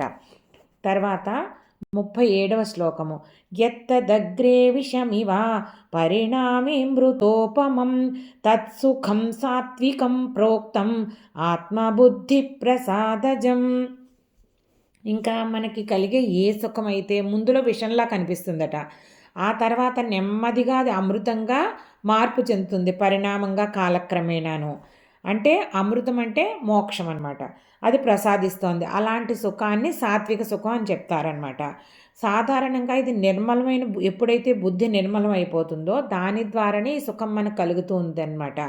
దీనివల్ల ఏం చేస్తుంది, ఆత్మని ఏదైతే దర్శించడానికి ఉపయోగపడుతుందో అలాంటి బుద్ధిని ఇది ప్రసాదిస్తుందట ఈ సుఖం. అంటే మనసు చాలా ప్రసన్నంగా ఉన్నప్పుడు మనకు కలిగే ఆనందం సాత్వికం అన్నమాట. అదే బుద్ధికి కూడా శక్తినిచ్చేది ఎవరో, ఆ పరమాత్మనే కదా. సో మన మనసు అనే దానిలో అద్దంలోనూ ఆ పరమాత్మ చైతన్యం అంతఃకరణలో అలా ప్రకాశిస్తూ ఉంటుందన్నమాట. ఆ స్వచ్ఛమైన ఆ పరమాత్మ యొక్క ఆనందము అద్భుతంగా ప్రకాశిస్తూ ఉంటుంది. 38వ శ్లోకము. విషయేంద్రియ సంయోగాత్ యత్తదగ్రే మృతోపమం పరిణామే విషమివ తత్సుఖం రాజసంస్మృతం. ఇంకా ఇంద్రియాలు విషయాల పట్ల వెళ్ళి ఆ సంయోగం వల్ల వచ్చే ఆనందం రాజస సుఖం అన్నమాట. ఏదైనా విషయాలు కోరుకున్నాయనుకోండి ఇంద్రియాలు, అవి వాటికి ఇవ్వడం వల్ల ఆ సుఖం తాత్కాలికంగా ఉంటుంది. అది ముందులోనేమో చాలా బాగుంది అనిపిస్తుంది, నెమ్మది నెమ్మదిగా అదే మనకి విషంగా పరిణమిస్తుంది. ఎందుకంటే విషయాలు ఎప్పుడు స్థిరంగా ఉండదు, ఒకటి అయిపోయిన తర్వాత ఒకటి, అలాగంతా ఆ సుఖం కూడా శాశ్వతంగా ఉండదన్నమాట. ఇప్పుడు మనకి ఒక్కొక్కసారి ఈ సుఖాలన్నీ కూడా అహంకారాన్ని కలుగజేస్తాయి. ఏదైనా మనం పొందినవన్నీ కూడా ధనము, తర్వాత తేజస్సు, సౌందర్యము, తర్వాత ఏదైనా ఉత్సాహం కానీ ఇవన్నీ కూడా మనకి అహంకారాన్ని కలిగజేయడానికి కూడా అవకాశం ఉంటుందన్నమాట. అందుకని దానివల్ల వచ్చే ఈ సుఖం ఏదో తాత్కాలికంగా బాగున్నప్పటికీ వీటన్నిటి ద్వారాను మనిషి పతనమయ్యి నరకాదుల్లో పడే అవకాశం ఉంటుందన్నమాట. ఇదంతా కూడా ఏంటంటే ఈ రాజస సుఖం ఉన్న వాళ్ళందరూ తెలుసుకుని సాత్విక సుఖం వైపు మళ్ళీ ఆ బుద్ధిని శుద్ధంగా చేసుకుని ఆత్మచైతన్యాన్ని అనుభవం తెచ్చుకునేటట్టు చేసుకోవాలన్నమాట. 39వ శ్లోకము. యదగ్రే చానుబంధే చ సుఖం మోహనమాత్మనః నిద్రాలస్య ప్రమాదోత్థం తత్తామసముదాహృతం. ఇంకా నిద్ర, సోమరితనము వీటన్నిటిలోనూ ఏది పట్టించుకోకుండా ఉండడము, ఏమారపాడుతనం, అందులోనే ఆనందం ఉందనుకుని, అంటే ఏ పని చేయకపోవడంలోనే ఆనందం ఉంటుంది అని అనుకుంటారట తామస గుణం గల అలాంటి సుఖము ప్రారంభంలోనూ పరిణామం చెందినప్పుడు అన్ని విషయాల్లోనూ కూడా మోహమే ఉంటుందన్నమాట. ఇది సుఖము అని అనిపిస్తుంది కానీ అసలు సుఖమే కాదు, ఇది నరకాదులకి తోసేసే ఒక రకమైన దుఃఖం అన్నమాట. అది చెప్తున్నారు. 40వ శ్లోకము. న తదస్తి పృథివ్యాం వా దివి దేవేషు వా పునః సత్వం ప్రకృతిజైర్ముక్తం యదేభిస్యాత్రిభిర్గుణైః. ఏంటంటే ఇంకా ప్రకృతి నుంచి మనకి 3 గుణాలు ఉత్పన్నమయ్యని చెప్పుకుంటూ ఉంటాం కదా. అందులో ప్రతి చోట కూడా భూమిలోనే కాదు, ఇంద్రలోకంలో, స్వర్గలోకంలో అన్ని చోట్ల కూడా ఈ 3 గుణాలు ఉంటాయన్నమాట. మొత్తం ప్రకృతి అంతా ఆవరించి ఉంటాయి. అలాగే ఈ ప్రపంచంలో ఏవైతే జీవులు పుడుతూ నశిస్తూ ఉన్నాయో ఇవన్నీ కూడా ఈ 3 గుణాలతోటే నిండి ఉంటాయన్నమాట. ఈ 3 గుణాలు లేని ప్రకృతిలో జగత్తు ఏమీ ఉండదన్నమాట. అంటే ఈ సత్వరజస్తమో గుణాల్లో భేదాలే తప్పించి 3 కలిసే ఉంటాయన్నమాట. కొంతమందికి సత్వగుణం ఎక్కువ ఉండి రజోగుణం తమోగుణం తక్కువ ఉంటుంది. అలాగే కొంతమందికి రజోగుణం ఎక్కువ, మిగతా 2 తక్కువ. కొంతమందికి తమోగుణం ఎక్కువ, మిగతా 2 తక్కువ. ఇలా ఉంటుంది. కానీ ఈ 3 ఎప్పుడూ కలిసే ఉంటాయి ప్రకృతిలో ఉన్న ప్రతి జీవిలోనూ, మొత్తం ప్రకృతి అంతా, మొత్తం జగత్తులోనూ, దృశ్య జగత్తంతా. 41వ శ్లోకము. బ్రాహ్మణ క్షత్రియ విషాం శూద్రాణం చ పరంతప కర్మాణి ప్రవిభక్తాని స్వభావ ప్రభవైర్గుణైః. ఇందులో ఏం చెప్తున్నారంటే ప్రతి వాడు తమ పూర్వకర్మలను అనుసరించి గుణాలతో సహా పుడతాడు. దీన్నే మనం స్వభావము, నేచరు అంటూ ఉంటాం. అలా పుట్టిన వాళ్ళట బ్రాహ్మణులు, వైశ్యులు, క్షత్రియులు, శూద్రులు అని 4 వర్ణాలుగా విభజింపబడతారట. వాళ్ళ స్వభావాలను బట్టి, అలాగే మనం 3 గుణాలలో ఏది ఎక్కువగా వాళ్ళల్లో ప్రకటితమవుతూ ఉంది వాళ్ళ నేచర్లోను, వాళ్ళ స్వభావంలో అన్న దానిని బట్టి వాళ్ళ కర్మలు కూడా విధించబడతాయట. ఇప్పుడు చాతుర్వర్ణం మయా సృష్టం ఉంది కదా, ఆ శ్లోకంలో చెప్పింది ఇక్కడ మళ్ళీ చెప్తున్నారు, కొంచెం ఇంకా విపులంగా చెప్తున్నారనమాట. ఇప్పుడు అంతఃకరణము 3 గుణాలతో కలిపి ఏదైతే ఏర్పడుతుందో అదే స్వభావం అన్నమాట. వాళ్ళు చేసే సత్వగుణ ప్రధానంగా చేస్తున్నారా, రజోగుణం ప్రధానంగా చేస్తున్నారా అన్న దాని మీద, ఆ వాసనల వల్ల వాళ్ళు ఏ కర్మని ఎక్కువగా చేస్తాడో దానిని బట్టి ఆయా జన్మ వస్తూ ఉంటుంది.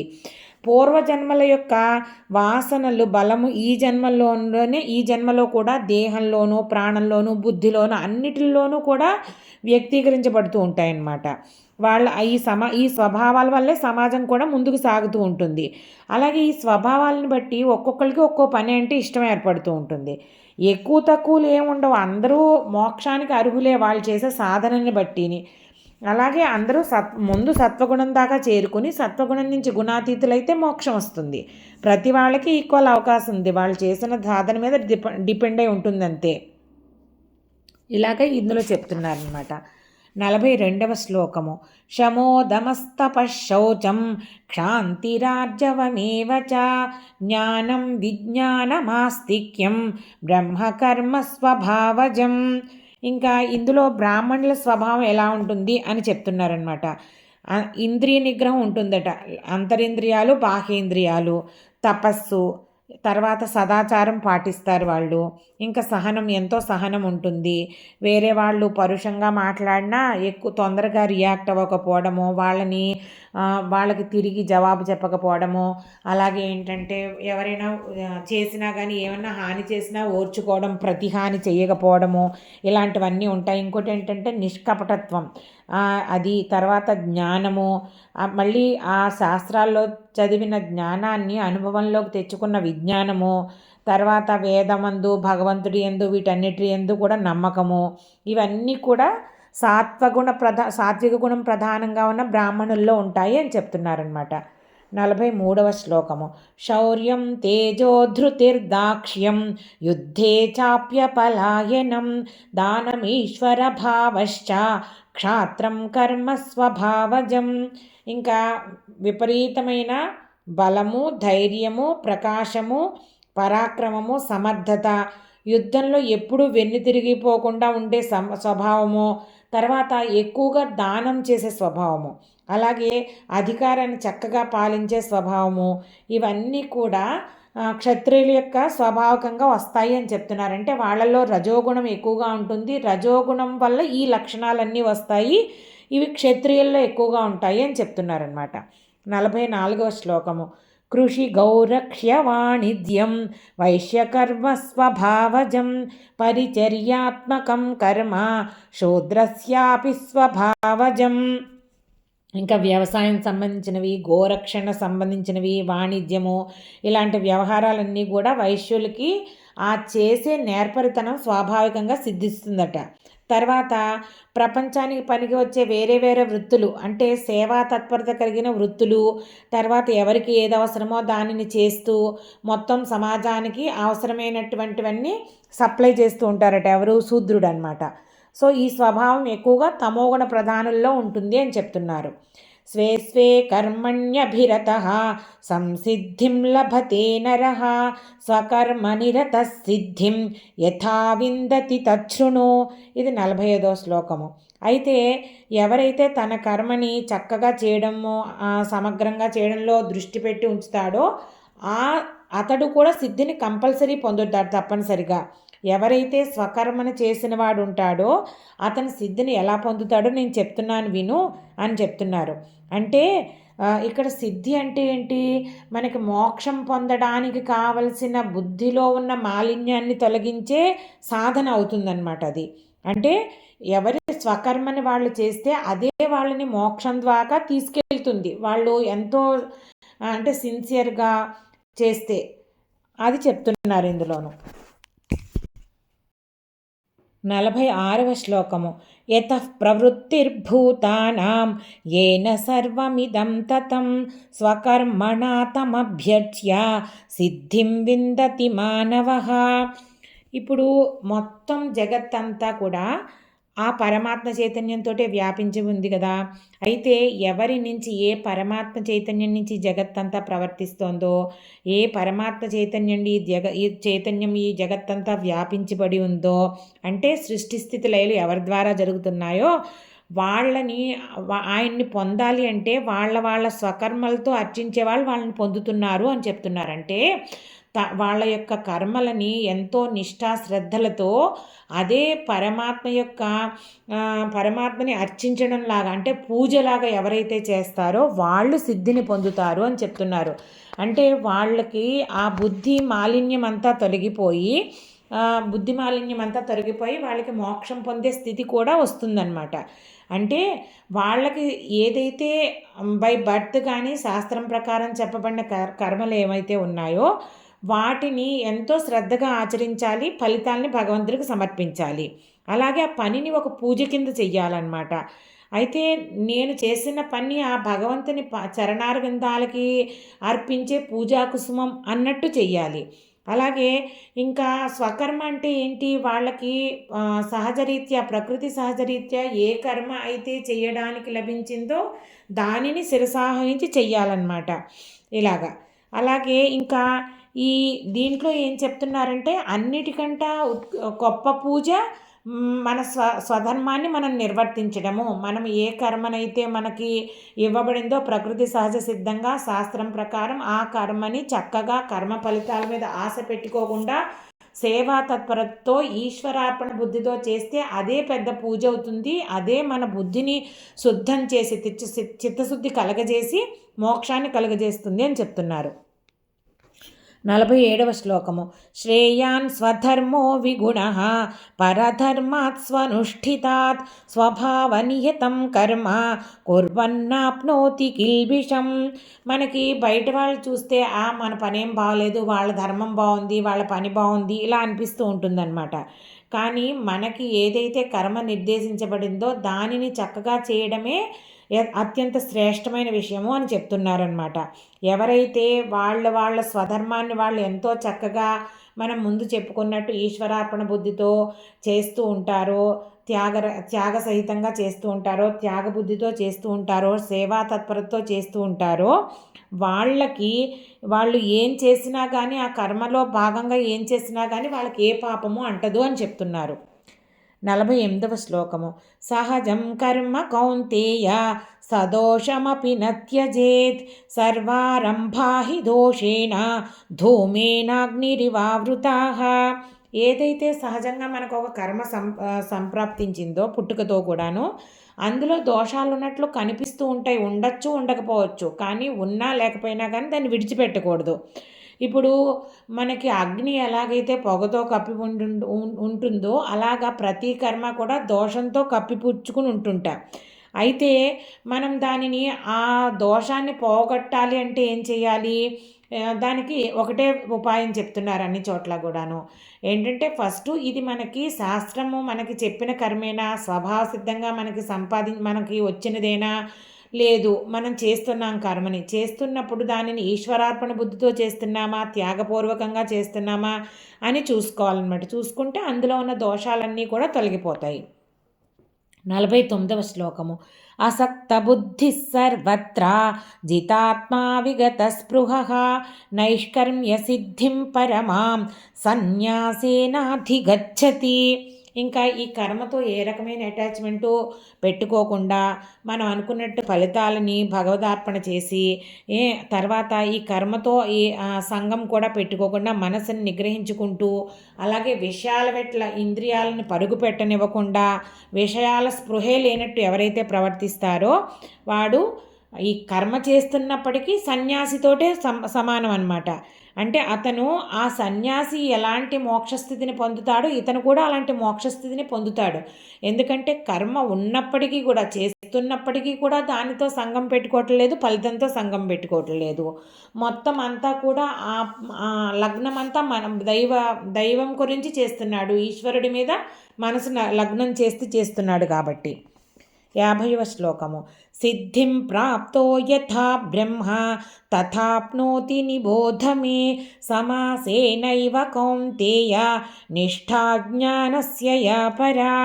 ఇంకా ఈ జ్ఞానం సంపాదించిన జ్ఞానానికి పరాకాష్ఠ ఏంటి? ఆ నైష్కర్మ్య సిద్ధిని పొందడం అంటే కర్మ చేయడానికి చేయాల్సిన అవసరం లేని స్థితిని పొందడం అంటే మోక్షస్థితిని పొందడం అన్నమాట. అలా పొందాలి అంటే ఇప్పుడు ఏం చేయాలి అదంతా నేను సంపూర్ణంగా చెబుతాను విను అని చెప్తున్నారనమాట అర్జునుడితోటి. 51వ శ్లోకము. బుద్ధ్యా విశుద్ధయా యుక్తః ధృత్యాత్మానం నియమ్య చ శబ్దాదీన్ విషయాన్ త్యక్త్వా రాగద్వేషౌ వ్యుదస్య చ. 52వ శ్లోకము. వివిక్త సేవీ లఘ్వాషీ యతవాక్కాయ మానసః ధ్యానయోగపరో నిత్యం వైరాగ్యం సముపాశ్రితః. 53వ శ్లోకము. అహంకారం బలం దర్పం కామం క్రోధం పరిగ్రహం విముచ్య నిర్మమ శాంతః బ్రహ్మభూయాయ కల్పతే. ఇందులో ఏం చెప్తున్నారంటే అంతఃకరణాన్ని నిర్మలంగా పెట్టుకోవాలి. అలాగే ధృతితో మనస్సుని ఈ మిగతా విషయాల వెంట పరిగెట్టకుండా చూసుకోవాలి. దానిని నియంత్రించడానికి కావాల్సిన బలాన్ని ధృతి అంటారు. అంటే శబ్ద స్పర్శ రూపరస గంధాదులు ఉన్నారు కదా, ఈ భౌతిక విషయాలన్నింటినీ విడిచిపెట్టాలి, రాగద్వేషాలను విడిచాలి.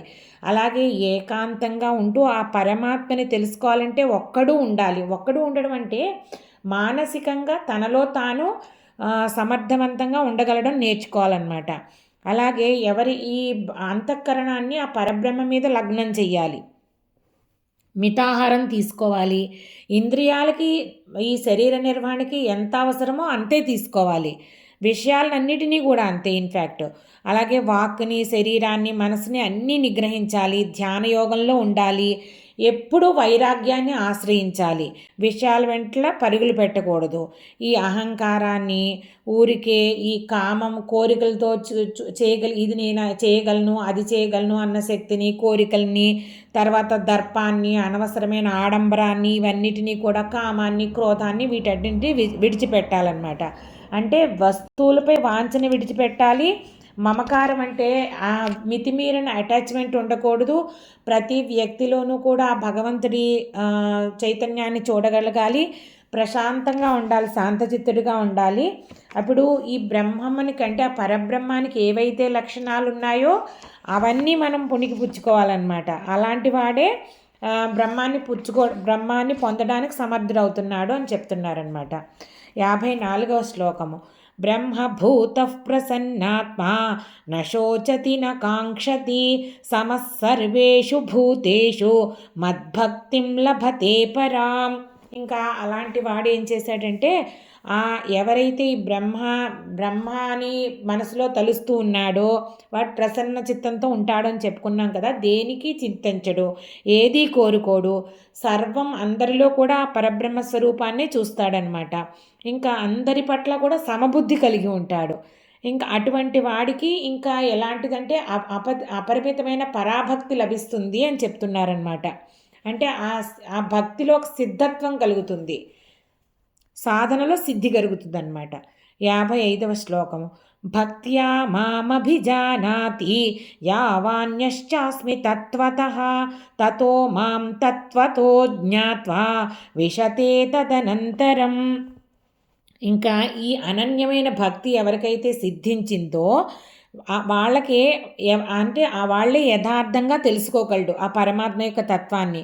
అలా ఎవరైతే తత్వంతో తెలుసుకున్నవాడో వాళ్ళే నా పరంధామానికి వచ్చి నన్ను పొందుతారు, నాలో ప్రవేశిస్తారంటే ఆయన్ని, ఆ పరమాత్మని పొందుతున్నారు, మోక్షస్థితిని పొందుతున్నారనమాట.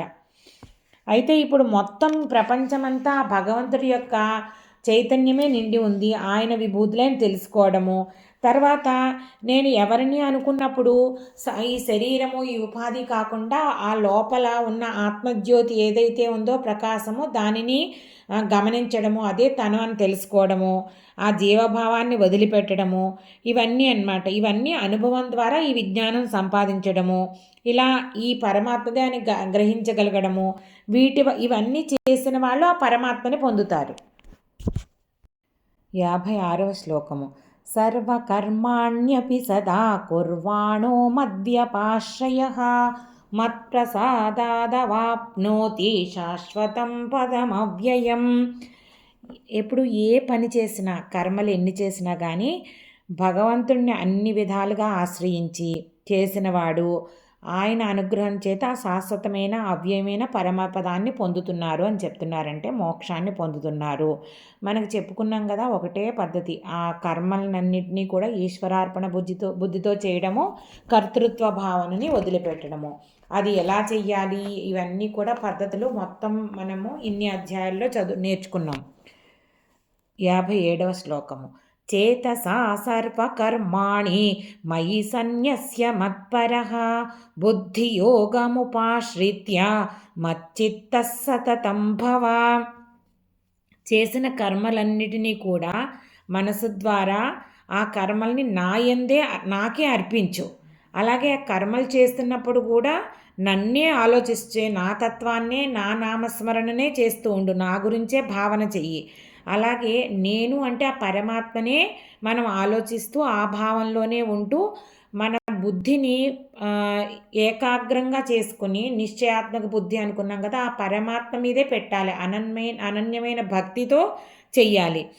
ఎల్లప్పుడూ ఆయన గురించి ఆలోచించాలి. అంటే అనన్యమైన భక్తితో ఆయనని సేవిస్తూ, ఆయన గురించి ఆలోచిస్తూ, ఆయననే ఊహిస్తూ, ధ్యానిస్తూ ఈ కర్మలన్నీ చెయ్యాలి.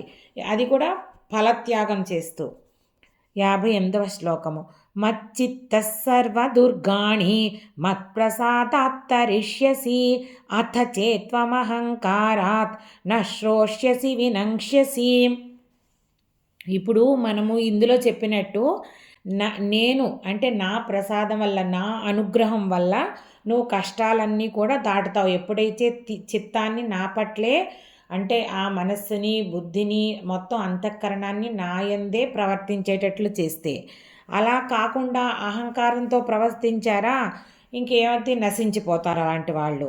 నశించిపోవడం అంటే ఏంటంటే మళ్ళీ జన్మ పరంపరలో పట్టి దుఃఖాలను అనుభవించుకుంటూ ఈ మృత్యు సంసార కోపంలో అలా తిరుగుతూ ఉంటారనమాట. తర్వాత 59వ శ్లోకము.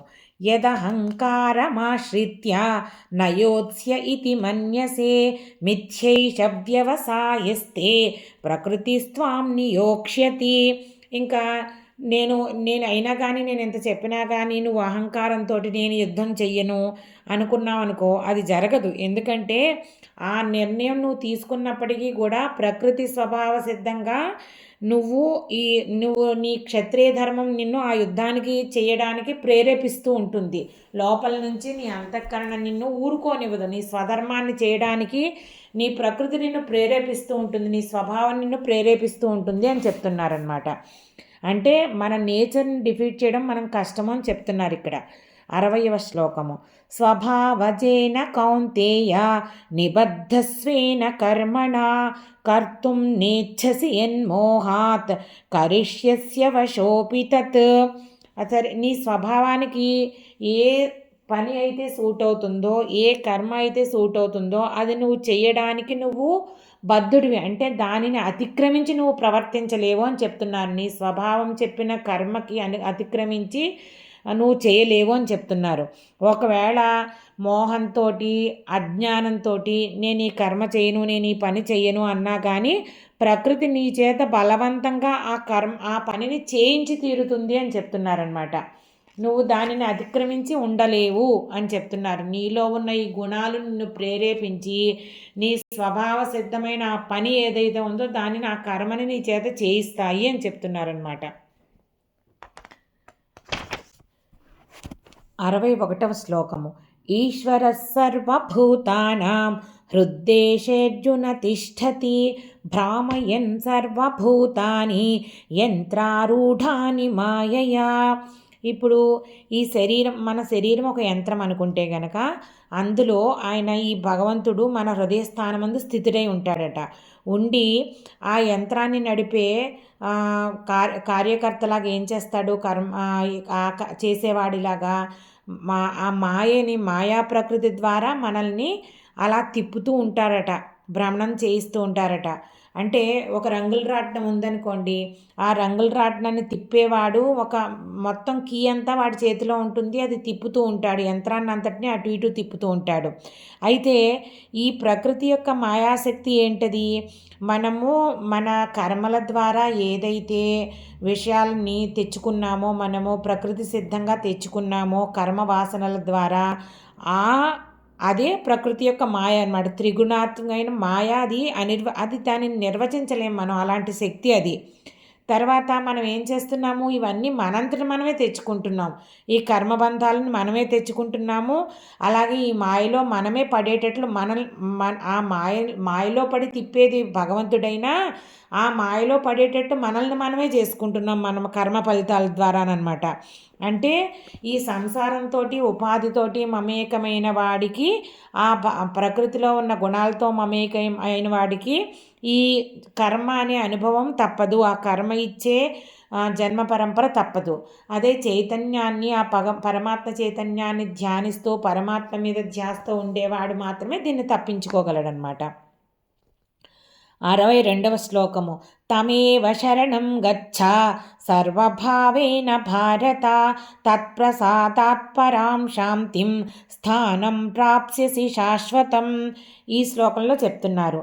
అయితే ఆ ఈశ్వరుణ్ణి ఎవరైతే ఆయన తప్పించి ఇంకెవరూ లేరు అని అనన్య భక్తితో ఇంకా అంతా కూడా ఆయనకే త్వమేవ శరణమ్మమ అని చెప్పి అంటూ ఉంటారు కదా, అలాగా నువ్వు తప్పించి నాకు ఇంకెవరూ శరణు లేరు అని శరణు వేడితే, కాపాడేవాడు లేరు అన్న భావంతో వేడితే ఆయన అనుగ్రహం చేత ఈ జన్మ పరంపర నుంచి తప్పించబడి ఆ శాశ్వతమైన మోక్షాన్ని పొందుతావయ్యా అని చెప్తున్నారనమాట. 63వ శ్లోకము. ఇది తే జ్ఞానమాఖ్యాతం గుహ్యాద్గుహ్యతరం మయా విమృశ్యైతదశేషేణ యథేచ్ఛసి తథా కురు.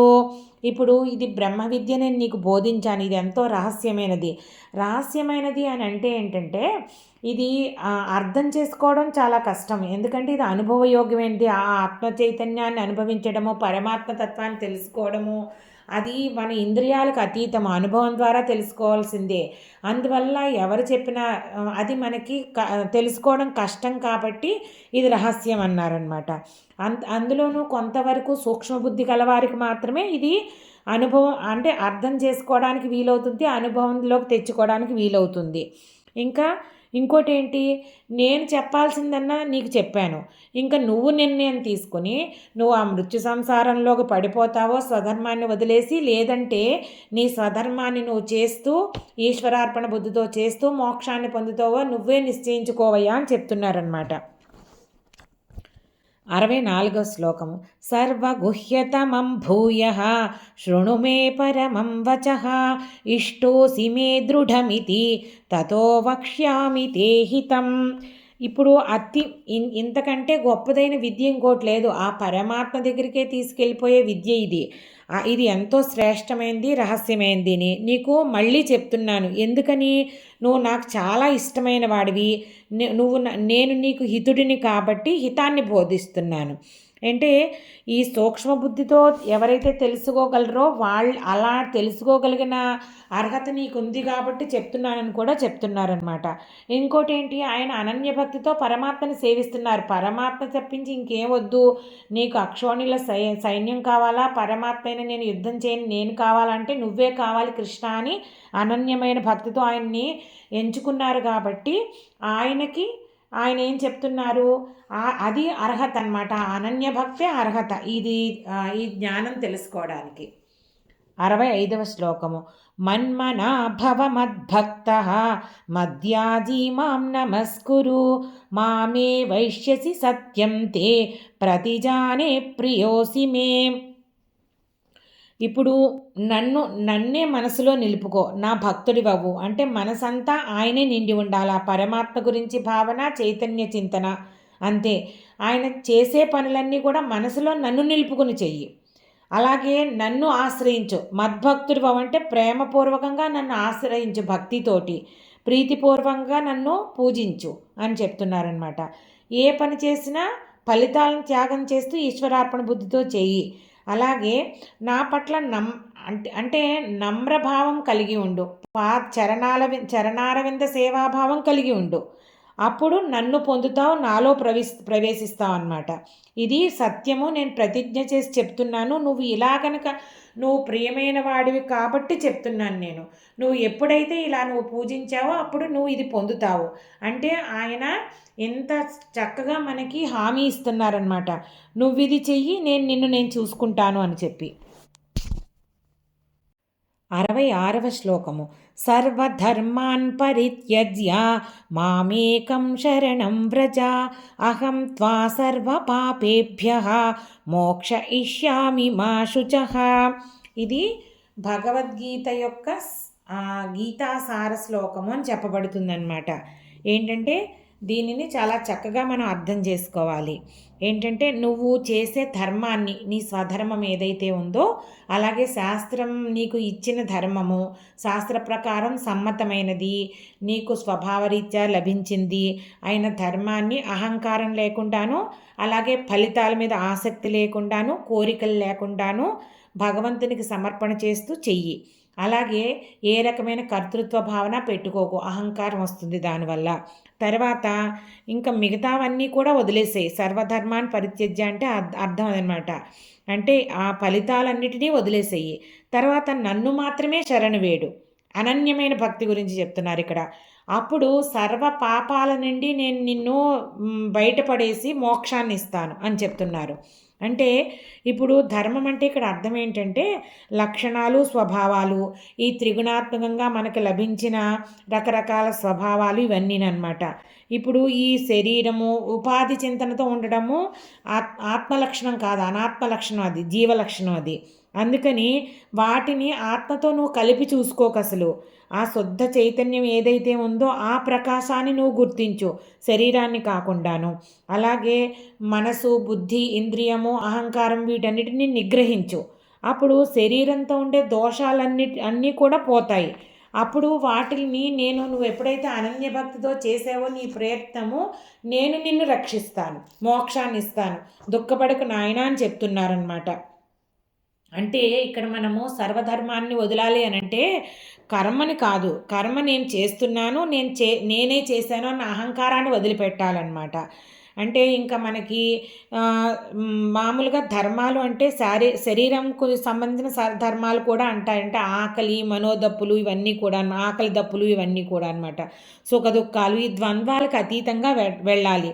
ఇంకా ఆ పరమాత్మని తప్పించి ఇంకెవరినీ కూడా ఇంకవన్నీ కూడా ఆశ్రయించకూడదు.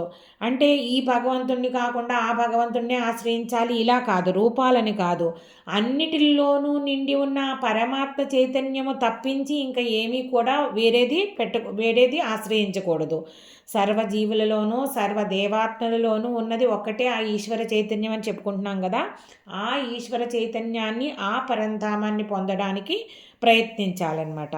అలాంటి వాళ్ళకి ఇది అంతా కూడా తెలుసుకోగలిగిన వాళ్ళు, సర్వజీవులను ఆ చైతన్యం చూడగలిగిన వాళ్ళకి జ్ఞానం యొక్క ఉత్కృష్టమైన స్థితిని వాళ్ళు పొందినట్టు అనమాట. ఆ పరమాత్మతో ఐక్యభావాన్ని పొందమని చెప్తున్నారనమాట. అప్పుడు నేను నీకు ఆ మోక్షం అన్నది నేను చూసుకుంటాను అని చెప్తున్నారు. 67వ శ్లోకము. ఇదం తేనా తపస్కాయ నా భక్తాయ కదాచన నచా శుశ్రూషవే వాచ్యం నచ మాం యోభ్యసూయతి. ఈ గీతా శాస్త్రం ఏదైతే ఉందో ఇది బ్రహ్మ విద్య అని చెప్పుకుంటున్నాం కదా. ఇది అత్యుత్తమమైన విద్య. ఇది ఆ పరమాత్మని మనకి తెలియజేసే విద్య అన్నమాట.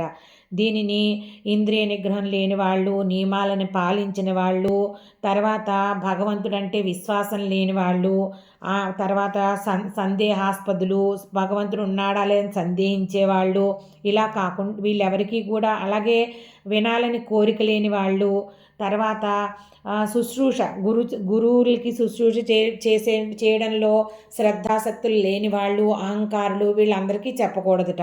ఎవరైతే భగవంతుడంటే ఇష్టం లేదో, విముఖంగా ఉన్నారో, ఎవరైతే భగవంతుడిని అసూయ అంటే ఏంటంటే సందేహాస్పదంగా చూడడం, అలా ఉంటారో వాళ్ళకి చెప్పకూడదు అని చెప్తున్నారనమాట. ఇక్కడ గీత అందరికీ బోధింపదగినది కాదు. సన్మార్గంలో నడుద్దామనుకున్న వాళ్ళకి, సాధన చేద్దామనుకున్న వాళ్ళకి, భగవంతుడంతే శ్రద్ధాశక్తులు ఉన్న వాళ్ళకి, గురు శుశ్రూష చేయడంలో ఎంతో వాళ్ళు మంచి బుద్ధి కలగ వాళ్ళకి, వీళ్ళకే చెప్పాలి అని చెప్తున్నారనమాట. 68వ శ్లోకము. యయిమం పరమం గుహ్యం మద్భక్తేష్వభిధాస్యతి భక్తిం మహి పరాం కృత్వా మామే వైశత్య సంశయః. ఎంతో రహస్యమైన ఈ గీతాశాస్త్రాన్ని ఇంకా ఈ భక్తులకి ఉపదేశించేవాడు, అంటే ఎవరైతే వాళ్ళు నేర్చుకుని ఇతరులకు నేర్పిస్తూ ఉంటారో వాళ్ళు కూడా నన్ను పొందగలరు, వాళ్ళు ఇందులో ఏమాత్రం సందేహం లేదు అని చెప్తున్నారనమాట. అంటే భగవద్గీతను అధ్యయనం చేసిన వాళ్ళు అందులో కొన్నైనా మంచి మంచి మంచి మార్గాల్ని, విషయాన్ని అవగాహన చేసుకున్న వాళ్ళు, చక్కగా అవగాహన చేసుకున్న వాళ్ళు అంటే ఎవరో ఒకళ్ళు జ్ఞానులకి చెప్పి మేము చేస్తున్నది కరెక్టేనా అండి, మేము అర్థం చేసుకున్నది కరెక్టేనా అండి అని చెప్పి తెలుసుకుని అప్పుడు మనం వేరే వాళ్ళకి నేర్పిస్తే మంచిది. కాకపోతే ఏంటంటే ఎవరైతే ఈ గీతని ఎంతో కొంత అర్థం చేసుకుని ఆ గీత యొక్క భావాన్ని, ఈ నిష్కామ కర్మయోగం దగ్గర నుంచి అన్నీ కూడా చక్కగా పద్ధతుల్ని చక్కగా వివరించిన వాళ్ళు నన్ను పొందుతారు, ఇందులో ఏమాత్రం సందేహం లేదు అని చెప్తున్నారనమాట. 69వ శ్లోకము. నచ తస్మాన్ మనుష్యేషు కశ్చిన్మే ప్రియకృత్తమః భవితా నచ మే తస్మాత్ అన్యః ప్రియతరో భువి. ఈ రకంగా గీతాబోధ ఎవరైతే చేస్తారో వాళ్ళని మించిన ఇష్టం నాకు ఇంకెవరూ లేరయ్యా, ఇంతకంటే ప్రియతమమైన వాడు భవిష్యత్తులో కూడా ఇంకెవరు ఉండబోరు అని చెప్తున్నారు. అంటే ఈ గీతని చక్కగా చదువుకుని అర్థం చేసుకోవడమే కాకుండా దీనిని ఆ నాలెడ్జ్ని స్ప్రెడ్ చేయాలి అని చెప్తున్నారన్నమాట. వాళ్ళు మోక్షాన్ని పొందుతారు, వాళ్ళు నాకు ఎంతో ఇష్టలవుతారు అని చెప్తున్నారు. 70వ శ్లోకము. అధ్యేష్యతే చయ ఇమం ధర్మ్యం సంవాదమావయోః జ్ఞానయజ్ఞేన తేనాహం ఇష్టస్యామితి మే మతిః.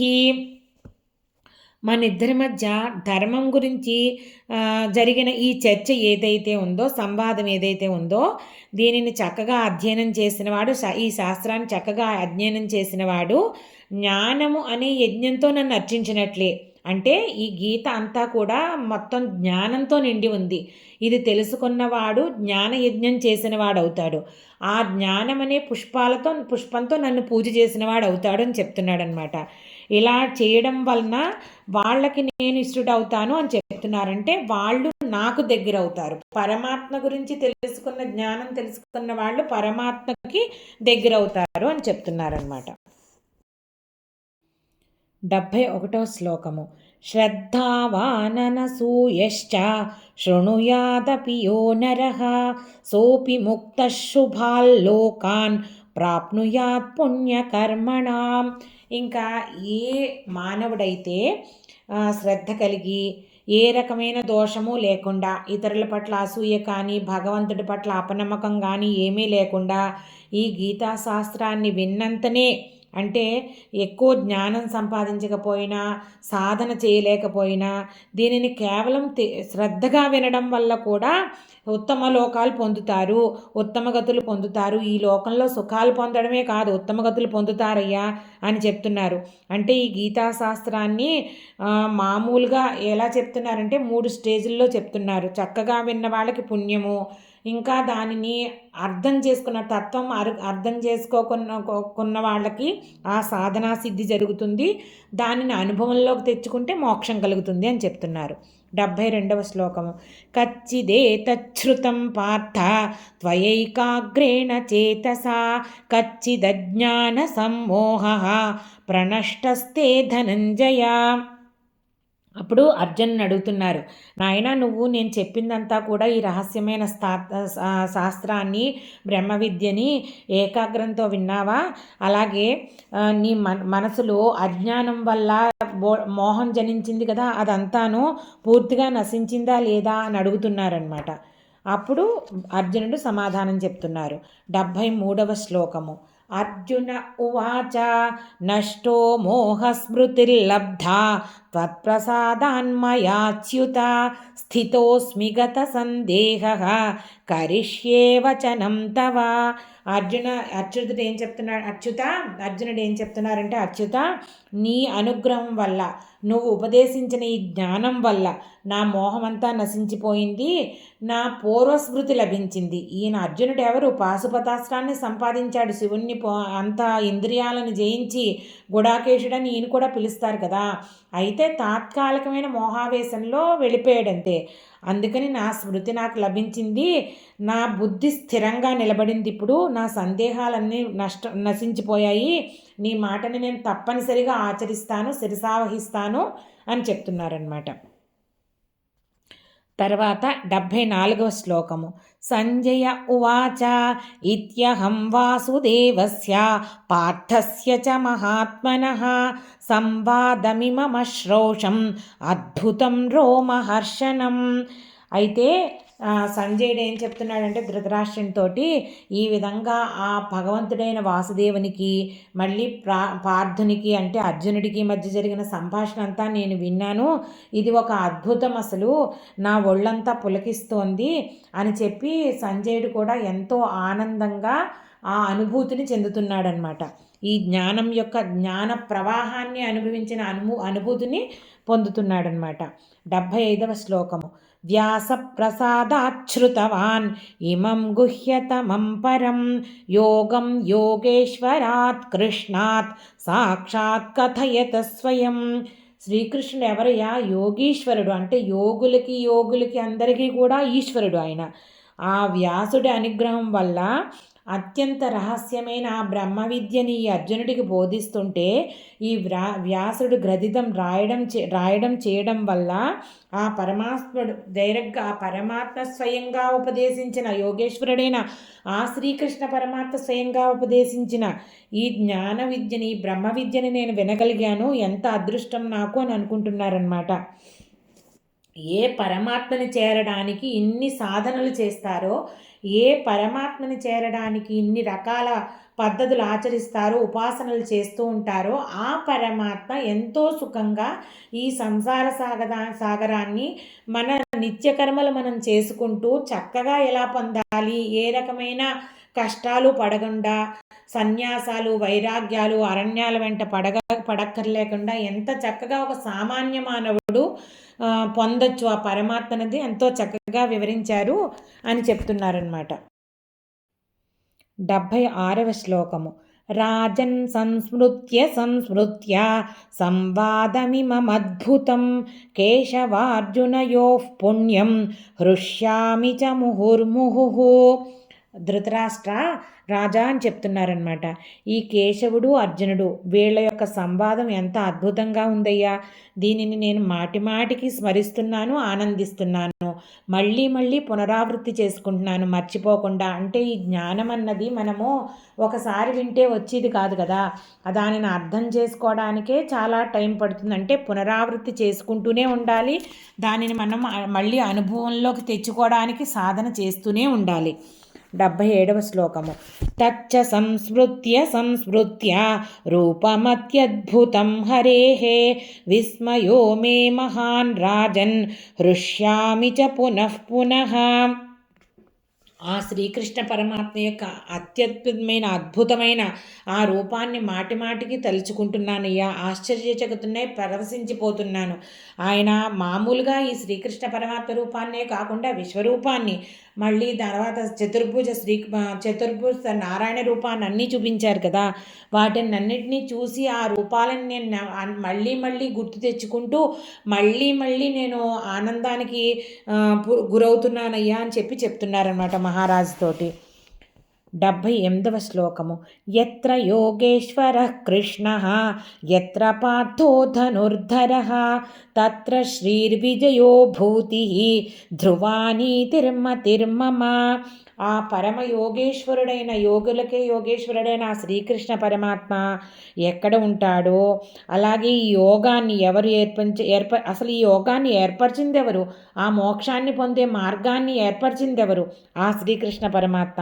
అలాగే ఎక్కడ ధనుర్ధారి అయిన అర్జునుడు ఉంటాడో అక్కడ సంపదలు, శోభ, విజయము, మంచి నీతి, ధర్మము అన్నీ ఉంటాయని నా అభిప్రాయము రాజా అని చెప్తున్నారనమాట. అయితే ఇక్కడ ఏంటంటే అర్జునుడు అంటే పురుషుడి యొక్క ప్రయత్నం అనమాట. ఆయన గాంధీవం పట్టుకుని ఆ యుద్ధం చెయ్యాలి ప్రతి పురుషుడు కూడాను. అప్పుడు శ్రీకృష్ణ పరమాత్మ ఈశ్వరానుగ్రహం మనకు కలుగుతుందన్నమాట. ఎవరైతే ప్రయత్నశీలుడై ఉంటాడో అతనికి డెఫినెట్గా ఈశ్వరుడి యొక్క అనుగ్రహం లభించి తీరుతుంది. అలాగే ఆత్మజ్ఞానమే ఆయన, ఇంకా శ్రీకృష్ణ పరమాత్మ అన్నమాట. ఇంకా సర్వ ప్రయత్నాలకి గమ్యం ఆయనే, జ్ఞేయం ఆయనే. అలాంటిది ఆయనని పొందడానికి ఈ జీవుడు ఏం చేయాలి, అటు ఆయనని అనన్యమైన భక్తితో సేవించాలి, నిష్కామ కర్మ ద్వారా జ్ఞానం సంపాదించి ధ్యానంలోకి వెళ్ళి ఆ ధ్యానం ద్వారా మన బుద్ధిని, చిత్తాన్ని శుద్ధి చేసుకుని ఆత్మజ్ఞానాన్ని పొంది ఆ పరమాత్మతో సమాధి స్థితిలోకి వెళ్ళి చైతన్యం పొంది మోక్షాన్ని పొందాలి. ఇవన్నీ చేయలేని వాళ్ళు సర్వం శ్రీకృష్ణ చరణారవిందార్పణమిస్తూ అంటూ అన్యథా శరణం నాస్తి త్వమేవ శరణం మమ అని ఆయన పేరునే తలుస్తూ ఆయన భావంతో పలుకుతూ కర్మ ఫలితం త్యాగం చేసినా కానీ మోక్షాన్ని పొందుతారయ్యా అని చెప్పి ఆయన చెప్పింది ఇంకొకసారి గుర్తు చేసుకుంటూ మనం 18వ అధ్యాయము, దీంతో భగవద్గీత మొత్తం 18 అధ్యాయాలు మనం పూర్తి చేసుకున్నాము. ఈ భగవద్గీతని చాలామంది గొప్ప గొప్ప వాళ్ళందరూ కూడా ప్రవచనం చేశారు. మహామహా ఏంటి మన భాష్యాలు రాశారు. అయితే ఒక సామాన్యమైన ఎక్కువ జ్ఞానం లేదు, ఎక్కువ విద్య లేదు.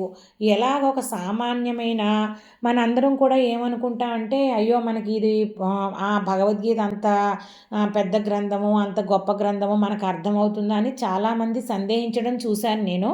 అందుకని మనము మన లెవెల్లో మనకి తోచినట్టు ఎంతో కొంత 4 ముక్కలైనా మంచి ఇందులో నుంచి అర్థం చేసుకోగలం, గ్రహించగలము అని నాకు అనిపించింది. అందుకని అమ్మో దీనిని ముట్టుకుంటేనే మనకు అర్థమవుదేమని భయపడకుండా, నాకులాంటి అజ్ఞానులే ఇలాంటి ప్రయత్నం చేయగలిగినప్పుడు అందరూ కూడా అలాగా సాహసిస్తారని నేను ఈ ప్రయత్నం చేశాను. ఇందులో ఏం తప్పులున్నాయో ఒప్పులున్నాయో కూడా నాకు తెలియజేస్తే సంతోషిస్తాను. చక్కగా అందరూ వింటున్నందుకు నాకు కూడా ఆనందం కలిగింది. అందరికీ కృతజ్ఞతలు. యత్ర యోగేశ్వరః కృష్ణః యత్ర పార్థో ధనుర్ధరః తత్ర శ్రీర్విజయో భూతిః ధ్రువా నీతిర్మతిర్మమ. యత్ర యోగేశ్వరః కృష్ణః యత్ర పార్థో ధనుర్ధరః తత్ర శ్రీర్విజయో భూతిః ధ్రువా నీతిర్మతిర్మమ. యత్ర యోగేశ్వరః కృష్ణః యత్ర పార్థో ధనుర్ధరః తత్ర శ్రీర్విజయో భూతిః ధ్రువా నీతిర్మతిర్మమ. శ్రీమద్భగవద్గీతాసు ఉపనిషత్సు బ్రహ్మ విద్యాయాం యోగశాస్త్రే శ్రీకృష్ణార్జున సంవాదే మోక్ష సన్యాసయోగో నామ అష్టాదశోऽధ్యాయः. సర్వం శ్రీకృష్ణచరణారవిందార్పణమస్తు. యదక్షరపదభ్రష్టం మాత్రాహీనం తు యద్భవేత్ తత్సర్వం క్షమ్యతాం దేవా నారాయణ నమోస్తుతే. సర్వం శ్రీకృష్ణచరణారవిందార్పణమస్తు.